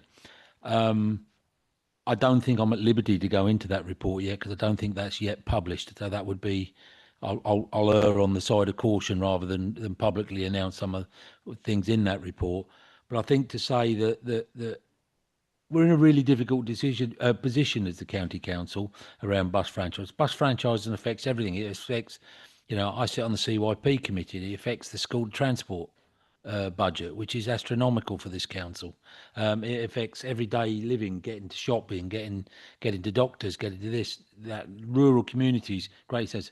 One of the biggest failings that we have is in my opinion, and this is not necessarily in the report, is the depth and local engagement by the combined authority of the local members and the local communities involved. And I was quite aghast that a new bus service started in my village on the 11th of January, and I found out about it on the 14th of January. I knew nothing, even though I was on combined authority committees. And, we cannot have that going on. So whilst I welcome this report, and I think it covers an awful lot of things, I actually think we've got to find a way of greater and more engagement with, and this is before LGR even changes things, whatever happens there, with those local members at either district or county levels. I think the combined authorities must gain greater insight and greater local knowledge from those people, just as we learned on the previous papers that we've discussed. The local members affected by the A14 knew more than we did. The local members on the active planning things knew more than we did. And I think the combined authority need to learn the lesson that there's a whole fleet of local members out there with local knowledge that can impart and share and improve the bus franchising position, and not be left to a very small number of combined authority officers with that permission, with that authority to deliver those changes. Thank you, Councillor Goldsack. I was about to say something else, but I have a feeling Councillor Dupre is going to say it in her part, so I'm going to wait before I say something about that. Councillor Morgan. Thank you. And sort of leading on from what Councillor Goldsack has been talking, I think when, admittedly, I've only been here a very short time, but so far with bus, talking about how you get bus changes to buses done, it feels like you start off by firing a laser, and then that's refracted through a prism which is called CPCA, and then that beam of light is further refracted through a prism which is normally called stagecoach, occasionally somewhere else, and so it becomes very difficult for you to actually control or sort of suggest routes which might be most helpful for your community.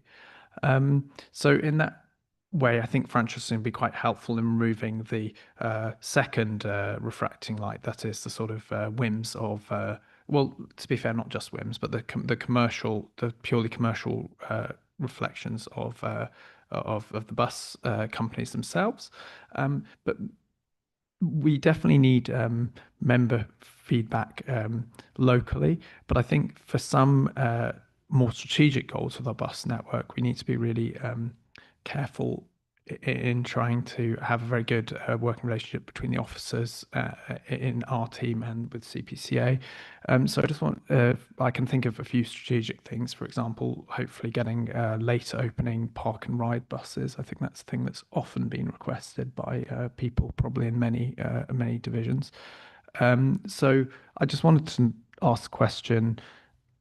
Are we going to have like a what kind of links do we have this with the CPCA bus team going forwards? And is there a role for sort of having like a sort of a strategic plan with the CPCA, or like a sort of a couple of people that we can sort of develop that the sort of higher level things with the CPCA? Frank, do you want to go in? I think the first thing I would say is that the names I suppose in the combined authority is a separate entity, but we're also a constituent authority of the combined authority. So we have a major input into it in terms of its political governance as well. With, as the chair has outlined, we've got the leader of the council sitting on the combined authority board, and the chair of this committee will also represent ourselves as highway authority at the transport committee. So we've got the governance there. I think the other thing I would highlight is that we do have very effective and close working in place between senior officers and operational officers between the combined authority and the county council. So I think we have got the mechanisms in place. But as the combined authority moves forward with its proposals, we will need to make sure that we support the combined authority and make sure there's meaningful and detailed engagement with communities and members. And that's what they have done up until now, and we'll continue to put that in place. But I think the analogy used around prisms, I think the franchising model does actually give a lot more clarity and certainty around timing, direction, and the actual extent of the bus network. It's a complete redesign of the whole process. So it's really important that we support the combined authority on that. But I think just want to give assurance that through the political and through the officer arrangements we've got, I think we've got a number of opportunities to provide levers or input into the process as this moves forward. Okay, thank you, Chair. Thank you, Frank. And thank you, Councillor Morgan. You raised actually some really good points there. I mean, buses have one of the most diverse kind of responsibilities of pretty much anyone. The one I always love is bus stops, in that, as a county council, we're responsible for the paint on the road. The districts or parishes are responsible for the actual shelter. The combined authority is responsible for where the route goes, and the operator of Stagecoach is responsible for the flag. So whenever anyone says, I've got an issue with the bus stop, it's like, okay, where do I go? I need to actually figure out what the problem is first, because there's so many different people responsible for one darn bus stop. You are also right about the member involvement here. Previously, there was quite a useful member kind of working group on buses and bus franchising. I think that got wrapped up at the combined authority. I really hope the new mayor at some point will start one of those groups again, because I think it is incredibly important as members. We have that involvement in things because we do know our communities and need to be able to represent them. But I'll leave that there for a second. Councillor Dupre. Thank you, Chair. Franchising really isn't about writing out the role of private sector providers, writing out the role of the operators here. It's about redefining the role of the operators and putting that within a framework where there is democratic control of routes, timetables and fares. That is the point. And those will then be bundled up, those routes, and offered out. And that puts the power back in the hands of democratically accountable bodies. That is the point of franchising. So in the decades since public transport outside London was deregulated, and even Margaret Thatcher knew that implementing it in London would be catastrophic. Since we've had deregulation of bus services since 1986, we have seen an absolutely appalling drop in the availability of buses to members of the travelling public everywhere. I would hesitate to use the phrase, but one could even call it a war on the passenger. And in fact, Fenland in Cambridgeshire, as I have said before, is the second worst affected area in the entire country for the amount of bus provision that it has lost. It has lost the vast majority of the bus provision it had 40 years ago. So there's the question of what it looks like and how franchising is put in place. There's also the question of the financing behind it. Now, the new mayor has set his face against increasing the council tax precept, which has been used to kickstart more bus services here. The paper before us mentions developer contributions, and that's really important, and that is somewhere where we need to be a lot smarter. And we need to use whatever levers are at our disposal to bring that money going ka-ching into public transport provision through franchising. The third thing, though, is what we want out of it as an authority. And obviously there are economic issues about travel to work. The loss of the Littleport bus, the 9, is a case in point, which takes people down from Littleport to Cambridge via Ely. I'm not going to get parochial about that. There are many other examples of buses that people rely on to get them to work and back. There's also travel to leisure. Evening and weekends is another fundamental issue. It is extraordinary that in Ely Cathedral we have one of the great wonders of the early medieval world, and you can't get to it on a Sunday to go to a service by public transport. You just can't. And particularly in this paper is mentioned education transport, and we really do need, one of the big wins out of this, it seems to me, is to be pressing really hard at the combined authority level for franchising to prioritise routes that get children and young people safely to school, and a network of public transport that we can rely on to do that job. That would be a huge win for this authority, and I'm glad to see it specifically referenced in here because it is a very important thing for us to continue to press on. I'm glad that the paper says that the new mayor is committed to franchising. I hope that's the case, and I hope that he is committed to franchising in a way that will deliver the many obvious benefits that a well-implemented franchising solution could bring. Thank you very much, Councillor Dupre, and indeed I am glad that I waited in my point because you made it far more eloquently than I could have done. Councillor Gardner. Thank you very much, Chair. My question is with regard to bus franchising is how will that affect cross-border buses? Because if you look at in Cambridgeshire, particularly West Cambridgeshire, which I represent part of it, there are very few, if no, bus services going across border, yet quite a lot of the local residents need to get across the border for services. You can't take, for example, a Tiger bus across the border. So how are we going to look to improve that situation going forward? Thank you, Chair. Jeremy, do you have any comments on that? I think the blithe answer would be I look forward to the CPCA demonstrating that. But I think the reality is that actually there may be some cross-border services that could be included in a franchise. And I think the most obvious ones would be, let's say, a service from villages out of county or starts in villages out of county and heads to Cambridge or one of our market towns. If it is primarily serving the destinations in Cambridgeshire, then that might well be appropriate as part of a franchise network.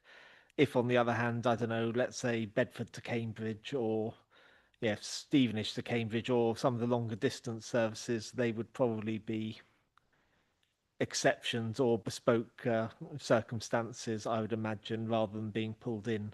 But I think the combined authority will need to work through that as it brings forward its proposals. Thank you very much, Jeremy. Right, I am slightly aware of time. Does anybody else have anything burning that they really want to say? No, that is good news. Thank you very much for the paper, Jeremy. It has been really good to read it, and thank you to members. It's been a really good debate on this one. I do look forward to seeing what the CPCA brings forward in terms of franchising. I am optimistic, and I hope that the new mayor does indeed find a way to put the money into it to have a really, truly transformational bus service, because I think our communities deserve it. Fundamentally, our communities deserve it. And without that, it just puts us back again and again and puts all of our residents back. So it is something that's so important. So we are recommended to note the report and B, endorse the ongoing engagement with the Cambridgeshire and Peterborough Combined Authority on bus functioning reform. Can I take that one by affirmation as well? Yeah, that's good news. Okay, item 9 is an overview of the Directorate Budget 25-26 and outturn position for 24-25, which will be presented by the Executive Director of Place and Sustainability, Frank Jordan. Frank, over to you. Thank you, Chair, and I'm also joined by Becky Bartram, who's the Strategic Business Finance Support Officer. I think that's, if I've got that wrong, Becky will correct me. So the committee is given the opportunity to review and seek assurance around the budget position on a quarterly basis. And within the cycle for the June committee, what you're actually seeing is the outturn for 24-25. So I thought it'd be helpful for the committee to have an overview of the budget before I go into that. The way that the budget is structured, because senior officers and myself as the executive director are accountable for the budget to the council overall. So the budgets are structured by directorate as opposed to by committees. So what we'll do is just try and bring the key points out for this committee so you can understand the key issues from last year and how they've been addressed for this year. But what I've outlined in the report is overall the directorate budget, which is at page 94. And you see that the director has a gross budget of 121 million. And there is an income budget of 38 million, which leaves to a net of 83 million. So I think it's one of the key issues for the committee to understand is the level of income that relates to highways and transport activity, which is significant. So activities such as parking, the fees that we charge for things like permitting and street works, the highways development management fees that we also charge, all contribute to quite significant income that we're able to secure, which is not an unsubstantial amount. So I think that's one of the key areas. And obviously it's a key risk, given that we've got income in our budgets that are dependent on fluctuations in the markets. So in terms of how we spend our money, outlined for 25-26, £54 million from a revenue budget is allocated for highways and transport activity. And on page 100, just to outline, you see the budget broken down. But for this committee, the two principal lines that you need to be looking at are the budgets relating to infrastructure and project delivery and transport and connectivity. So just again, bring the committee's attention to those particular areas. In addition to revenue, we do lead quite a significant capital programme for highways and transport. So for this year, for 25-26, that's £82 million. So again, quite a sizable budget. And again, for the assurance purposes for the committee, we'd want to make sure that you're getting the information around how well we're doing, both in terms of delivery, quality, value for money, and then ultimately in terms of actually delivering the spend that we plan to at the beginning of the year. The other thing I've highlighted in the report is some of the key investments and savings that have been assumed in the business plan for 25-26. And I think the most significant of those was £3 million worth of additional revenue that was agreed at full council in February to go into highways and transport activity. Part of that, so 2 million of that 3 million is used to service debt financing to increase further investment in highways, particularly on planned maintenance. So that's enabling a £20 million addition to the capital programme in 25-26. And the remaining million is being spent on investment in the highways management and maintenance service. And that was clearly something we needed to do to respond to resident feedback, as well as member feedback around needing to improve the quality of those services. And then the remaining £500,000 is actually being spent on service delivery, particularly in relation to weed management, gully management, drainage management. But it's also worth noting that in addition to that investment, there was a commitment to deliver efficiencies of around £500,000 through the way that we deliver our contracts, and quite significant additional income projections around street works and highways development management. So if you look at the combination of savings and investment, they more or less equal each other out. So I think that's just something just to highlight as well. So that's just broad overview for this year's budget, which is important for the committee to understand. So when it comes to last year's performance, 24-25, you see that as a directorate, there was a net overspend of just over 1.4 million. But for services relating to this committee, there was actually a net underspend, and that the primary driver for that net underspending was enhanced income, increased income that we got, particularly from highways development management and street works during the year. The other thing that would highlight, though, is that in Appendix 2, there's individual details around individual variances, because whilst I'm accountable overall for the budget, we do hold each budget holder to account to aim for a balanced budget. So it's important to understand what some of those variances are. And in Appendix 4, we have what's called a savings tracker. And what that highlights is both saving and income that is assumed in any given year. And one thing I would just want to give assurance around is that those issues that have been highlighted through savings or income that wasn't able to be secured last year have largely been addressed. So we've addressed that in this year's business plan, but I would highlight again the risk inherent in having income budgets as part of our net position. So that is one of the key issues. And then the final thing I would just highlight in terms of capital. So we had a capital programme last year of just over £100 million. We spent 87 million, that was the outturn, so an 87% performance in terms of what we delivered. We want to increase that level of delivery. So the target we're setting for 25-26 is 90% of the capital programme to be delivered against the budget. Now, 87% is far better in terms of performance in previous years, and we think we can improve it further this year.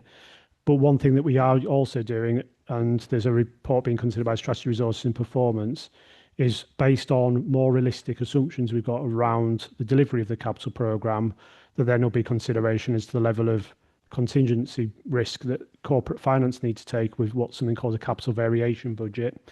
So previously that capital variation budget had been applied because there was a feeling, and there's actually historic underperformance of the capital programme. So effectively all the capital programmes from services were adjusted corporately to basically cushion the impact of borrowing too much and finding out that actually you don't need to service that debt because the actual real position was somewhat different.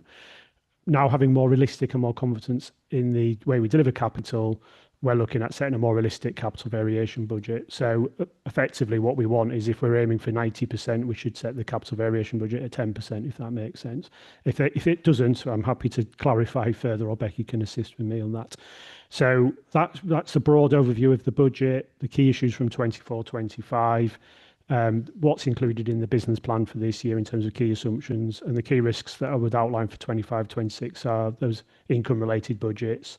And the other one I would highlight is that we are seeing increased costs for energy, which is a particular issue for street lighting. Obviously uses a lot of energy, and the energy prices are still increasing, and we're still getting increased costs from our providers. So that's something we need to keep an eye on in terms of a risk. But what I would highlight as a directorate, we are mitigating those risks and still at this stage forecasting a balanced budget for 25-26, and certainly that's the case for housing and transport budgets. So I'll hand back to you, Chair, and Becky, anything, apologies if I've got your job title wrong as well at the beginning. So, Becky, did you have anything you want to add? Or? Sorry, so yeah, I'm the Strategic Finance Business Partner supporting place and sustainability. And no, nothing else particular there. I can give a clearer explanation on capital programme variations if committee wants, but nothing to add. Thank you very much, and thank you for coming along. So members, firstly, I think thank you for this report, Frank. It's really good to see that well, actually it started the last administration, but this administration's largest ever investment in capital maintenance, I believe. It's good to see that is going well, that it's been delivered so well to budget. I think we all know that the state our roads are in is not where we would like them to be, so it is really good to see that investment that, as Liberal Democrats have championed, is coming forward and is being delivered really well and will make a meaningful difference. There is obviously a very long way to go in that one, given the size of the backlog, though, and I don't think we can kid ourselves that it will change everything overnight. There is a long journey to getting our roads and cycleways and pavements back into the state that they need to be. I do also welcome the savings through contract efficiencies. I know the work that has been done to challenge our contractors both on the price and the quality of their work, and I am really glad to see that that is making gains. I'm also quite pleased to see that Streetworks, I think everybody in this room will be aware of the sheer quantity of roadworks that are currently going on across the county, particularly in Cambridge City. We've seen the number of major roadworks double over the last couple of years, and it is causing significant issues on the network. Now, unfortunately, a lot of those we can try and shape them and reduce down their impact, but we cannot stop them, and we see that the bigger impacts of them. But the one silver lining to it is that it does bring us some more income that we can use for maintenance and for other things that are so important to all of us. I also welcome the amount that we're actually currently make from holding our utilities to account for actually not doing good work, finding them. There is a significant income that comes from that. So thank you to the Streetworks team for continuing to challenge the utilities on the work that they are doing and making sure that they do deliver good quality, safe sites. I think that is incredibly important. I'm slightly aware of time, but does any other members have any questions? Or Councillor Goldsack? Yeah, just a quick one and a very specific one. David will know certainly because I've spoke to David about this many times, and I'm sure Frank too. I welcome the investment in the changes of operation and the technology bit that's coming our way, but also the fact that some of this is going to be offset by the gains in efficiencies, which nice to see. But one of the questions I've got, and this is a project management question, wide really, is how will you know whether they was a good investment or not? What are your planned return on investment parameters for the new technology changes that you've got and the reorganisation? That this is probably the third reorganisation in the last 4 years of the highways department as to what's going on. And I don't want to say we've been there, we're going again, because you've got the investment, we want to see the improvements. But what I'm saying is, how do we as a committee know what we're getting as value for money, and how will we know that it's been a success?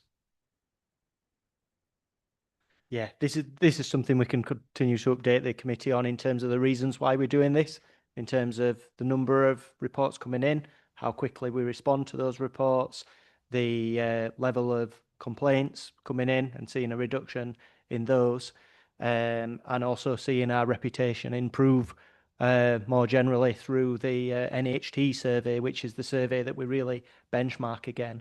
So I guess the proof of the pudding in terms of the return on investment will be in terms of how quickly we can respond to customer reports, the indicators that come back in terms of our inspections of the network. So it's the operational output of the changes that the system will allow us to deliver, and taking a lot of existing inefficiency associated with steps in the process that will no longer be necessary. Thank you. I just want to add to that as well myself. It's interesting to see how far we've come. When I started this role 3 years ago, I essentially felt blind to the quality of our network. There was very little data that we had. All the data we had was really laggy. It was really hard to actually get a clear picture of what was going on. And the leaps and bounds that David and the highways maintenance team has made in that is incredible, to the point whereby we're now starting to get kind of live pothole data. I mean, 3 years ago, we couldn't even define what a pothole was. We now actually have, good charts of where the potholes are going, how many reports we're getting, all of that sort of stuff. So that data is really starting to come through. I think we now need to start pushing that data out to a much wider audience, be it through spokes or through this committee or through others, to make sure that we can all get that reassurance of where things are going and start to really identify the issues early. I mean, one of the key things the data has shown me, and I know this shouldn't really be a surprise, but is the time at which we get spikes in pothole reports, and how we can actually work. And last year we really worked, actually this year, we've really worked to level the pothole spike, usually in about January time. we saw that we had a huge spike in potholes that came, and then it kind of tailed off between sort of May time. This year, we were actually able to get ahead of that, know that it was coming, and we've actually managed to level off that spike an awful lot if you look at the data. So all of this stuff is really useful, and I really do welcome the work that David and Frank and the teams have been doing on actually giving us that data to inform how we work things. It is really vital. Did you want to come back on that? Yeah, okay. I agree with all you're saying, except I thought you started 4 years ago, but that was another matter. Sorry, I took over 3 years ago as chair of the committee. Okay. The real point I'm trying to make, and I think again this is usually local people. I would say amongst everybody sitting in this room as a member, we are all questioned more about a highways operation than any other aspect of local council when we go back to our local parishes and we represent and we sit at the local parish meetings. I would say there's more questions about potholes or pavements or whatever it is. Well, maybe your roads in Sutton look good then, Councillor Dupre, I don't know. But I think the point of the matter is disseminating that information, David, is absolutely key. Whether it's back through the spokes, and I'm happy with that, or whether it's back through this forum or whatever. But I think we need those regular updates. If we are to help you with your perception in the public as to what is improvement, I'll give you simple examples, okay? I believe in particularly in East Cams, the members work very hard at promoting Report It. We've had this conversation, David, but we work very hard. So people are going on Report It. They're getting on Report It. The local highways officers were then responding to Report It and coming out and logging a pothole or a call to action, whatever that was. That call to action, once it was then placed with the supplier, was closed. The client was seeing that closed, but with no action other than a line around the pothole. You know, that is unbelievably bad communication for your end users who are paying the taxes, that are paying all the money that's going there, because they say, well, that ain't blooming well been done. And that's where we get it. So I think, you know, if we're going to see, I'm assured we're seeing improvements to that and better times are coming. What I would like to see is a regular flow of that information back through here that can say, we said this is going to happen, this has happened, and we're moving forward to the next bit. Thank you, Councillor Goldsack. You are preaching to the choir there on that one, particularly on the Report It tool. I think everybody in this room has been so frustrated about the way the system works on that one.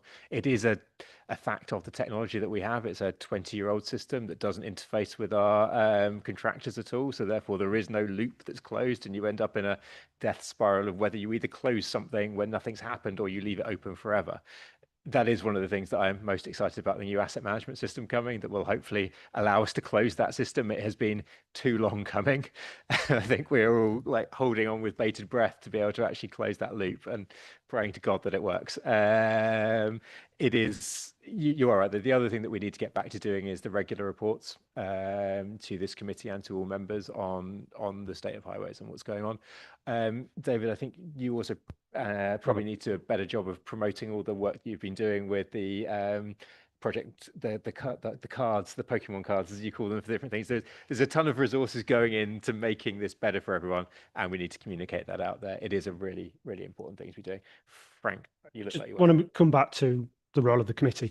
So I think the key thing, which is response to Councillor Goldsack, is that in addition to presenting the finance, we will present performance information, which will give the assurance that I think the committee is looking for in terms of, are you seeing an improvement in both the condition of the highway and the customer experience?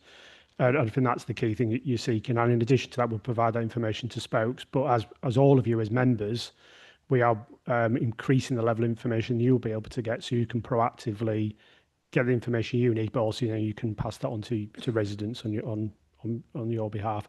So I think just give you some more assurance that that's what we will be doing as we move through the committee this year, is a lot more information on the performance to align with the budget papers. Thank you.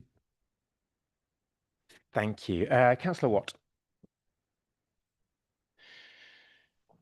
It always makes me cringe when I hear politicians talking about fixing potholes. Potholes are a symptom of a road that's trying to tell us it's old and tired and it needs resurfacing. There's too many areas around where I live in the frozen north where some of these roads look like chessboards. And I've had conversations with highways inspectors many times, and they do their best with the financial constraints that they have.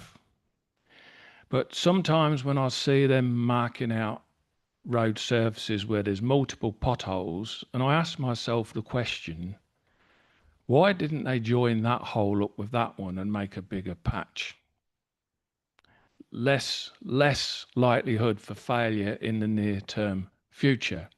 So there's an awful lot of short-termism here where they're saying that we don't have enough money to do it properly. Well, you can't afford not to have it. You can't make a decision not to have roads. They're an essential part of our economy. You cannot conduct all business with a computer. So keeping roads up to scratch is very important. Now, when I was a young man, when I came into the tarmac game, roads were regularly resurfaced with a tar and chip process, which kept the roads waterproof, and the roads generally lasted quite well. We're years behind that now. In fact, I can remember back in the early days when I left school, where the country was in financial trouble. Margaret Thatcher said, we're going to have to chop budgets in the road because it's the obvious place to save money. Trouble is, that was only supposed to be temporary, but it never stopped. Every single administration that's come in has underestimated the true cost of a proper planned road maintenance program. And believe you me, planned road maintenance is the cheapest way to keep your road network alive. Let me use an analogy. You buy a new car. You decide to run it for 100,000 miles. You work out how much money you're going to save by never changing the oil. And you give yourself a big pat on the back. I've never changed the oil. You get to 100,000 miles and the camshafts have gone. Now you've got a bill for £15,000 for a rebuilt engine. And this is the analogy that local governments have been using on highway maintenance. We're saving money by not spending so much money, but in the long term, it costs you even more. The cheapest way to maintain a road is properly. There is no cheap alternative. Thank you, Chair. Councillor Watt, thank you for that. You are again preaching to the choir. I am hoping that it will warm your ears to hear that last year, for the first time in about 2 decades, we got ourselves out of managed decline and actually put in enough money to be able to be doing enough resurfacing to at least stay still. I know staying still is a pretty low bar, but it is good to at least be at that point and be at that point for the first time in so long.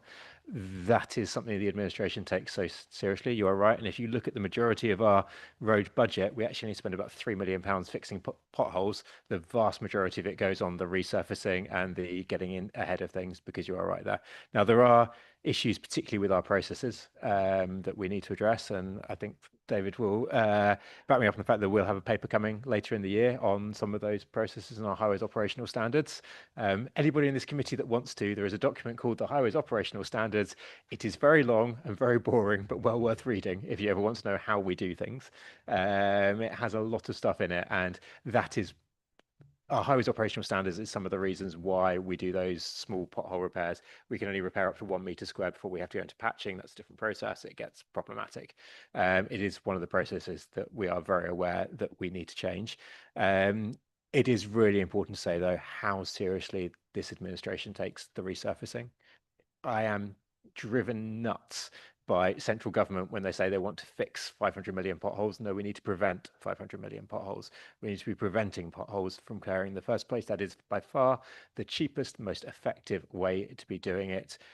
I do not want to be fixing potholes. I want to be preventing them. And that's where we need to get to. It is one of the laser focuses of this administration, is getting the roads back into a decent state. It is going to be a very long journey. I make no bones about that. It is going to be a very long journey. It is decades of managed decline that have caused the state that we are in now. And that is going to be a tough one to climb out of, but we do take it very seriously and it's something we want to do. Do you want to come back quickly? A lot of the damage to the roads is failed repairs. And usually utility repairs are what causes roads to fall apart because they've been repaired very badly. Now, I know that wages are a big issue for councils, but my experience when I've worked in the highways is we never get to see an inspector. You pay for your street works permit. Nobody ever comes out to see whether you're doing a good job or not. Maybe it's because I had such a good reputation. But I think we need to invest in manpower to actually monitor the road repairs when they're being carried out. Thank you very much. I will very quickly say about the unsung heroes of our streetworks inspectors. They are silent assassins that come in the night and will find people when they don't do things well. We do need to invest in them to make sure that they are able to do more of that, though it is a really important one. I'm really aware of time. We need to be out of this room by 2 o'clock because there is another meeting in here. Anybody else want to come in quickly, though? Councillor Morgan. Hi, thank you very much, Frank and Alan, for giving your report so far. I just wanted, I'm very excited for the new digital system to come in, and that's kind of insane that we haven't had that before. And so it's very good work that we are now implementing that. I wanted you to say, is there any area you think where we haven't supplied enough money for technology or organization or training that you think we should try and finance in the future? What kind of main areas do you think we need sort of investment into the processes? So what we do each year is we develop proposals for the business plan for the subsequent financial year, which outlines the demand for investment, where there might be pressures on the need for investment as well. That is something the committee will get in January. So I'll outline in that, and I'll present it together with Michael Hudson, who's the Executive Director of Finance and Resources. But in addition to that, clearly we've got to set a balanced budget. So we'll also outline to the committee how that can be afforded and where there may be some other decisions we'll be asking you to make at the same time about where we might need to make policy changes or savings. So that's a process we go through every year, and I'll outline in January what those issues might be in terms of where there needs to be investment, but also where there might need to be savings made as well. Okay, Councillor Morgan. Thank you very much. If nobody else has anything burning, let's wrap this one up. So the committee is recommended to note the contents of the report. I'm hoping we can all happily note the contents of the report. Finally, the final item is the committee's agenda plan, training plan, and appointments, which will be presented by Democratic Services Manager Nick Mills. Nick, over to you. Thank you, Chair. So this just sets out the agenda plan and training plan and appointments to be made by the committee. The agenda plan lists the upcoming meetings and items that are currently scheduled, and the training plan lists the planned training sessions and workshops which officers are currently still working on, when they'll be held. But any comments from members on themes that they think should be prioritised are welcome, either now or after the meeting separately. The appointments are set out in 3 appendices. There's outside bodies, internal groups, and member champions. Revised versions of the appendices were published and circulated yesterday with nominations included. So those nominations are now proposed to the committee, and the outstanding vacancies will be picked up following the meeting. The Executive Director has a delegation to appoint to them in consultation with the Chair and Vice Chair, or they will come to a later meeting. Thank you. Thank you, Nick. So can I take these on block? Does anyone have any questions or comments on the agenda plan, the training plan, nominations for outside bodies, proposed nominations for internal advisory groups, proposed nominations for member champion? Does anyone have anything on those? Nope. Okay, brilliant. In that case then, committee, the next committee meeting is scheduled for the 2nd of September 2025. Thank you very much, everyone, for coming along today. It's been great to see everything, passed uncontentiously. Thank you for all working together. Brilliant to have you all here. Look forward to seeing you in September. Oh yeah, just to say as well, there is the scanner vehicle out in the car park for any members of the committee that want to come and see it and understand how we do, how we get our asset condition data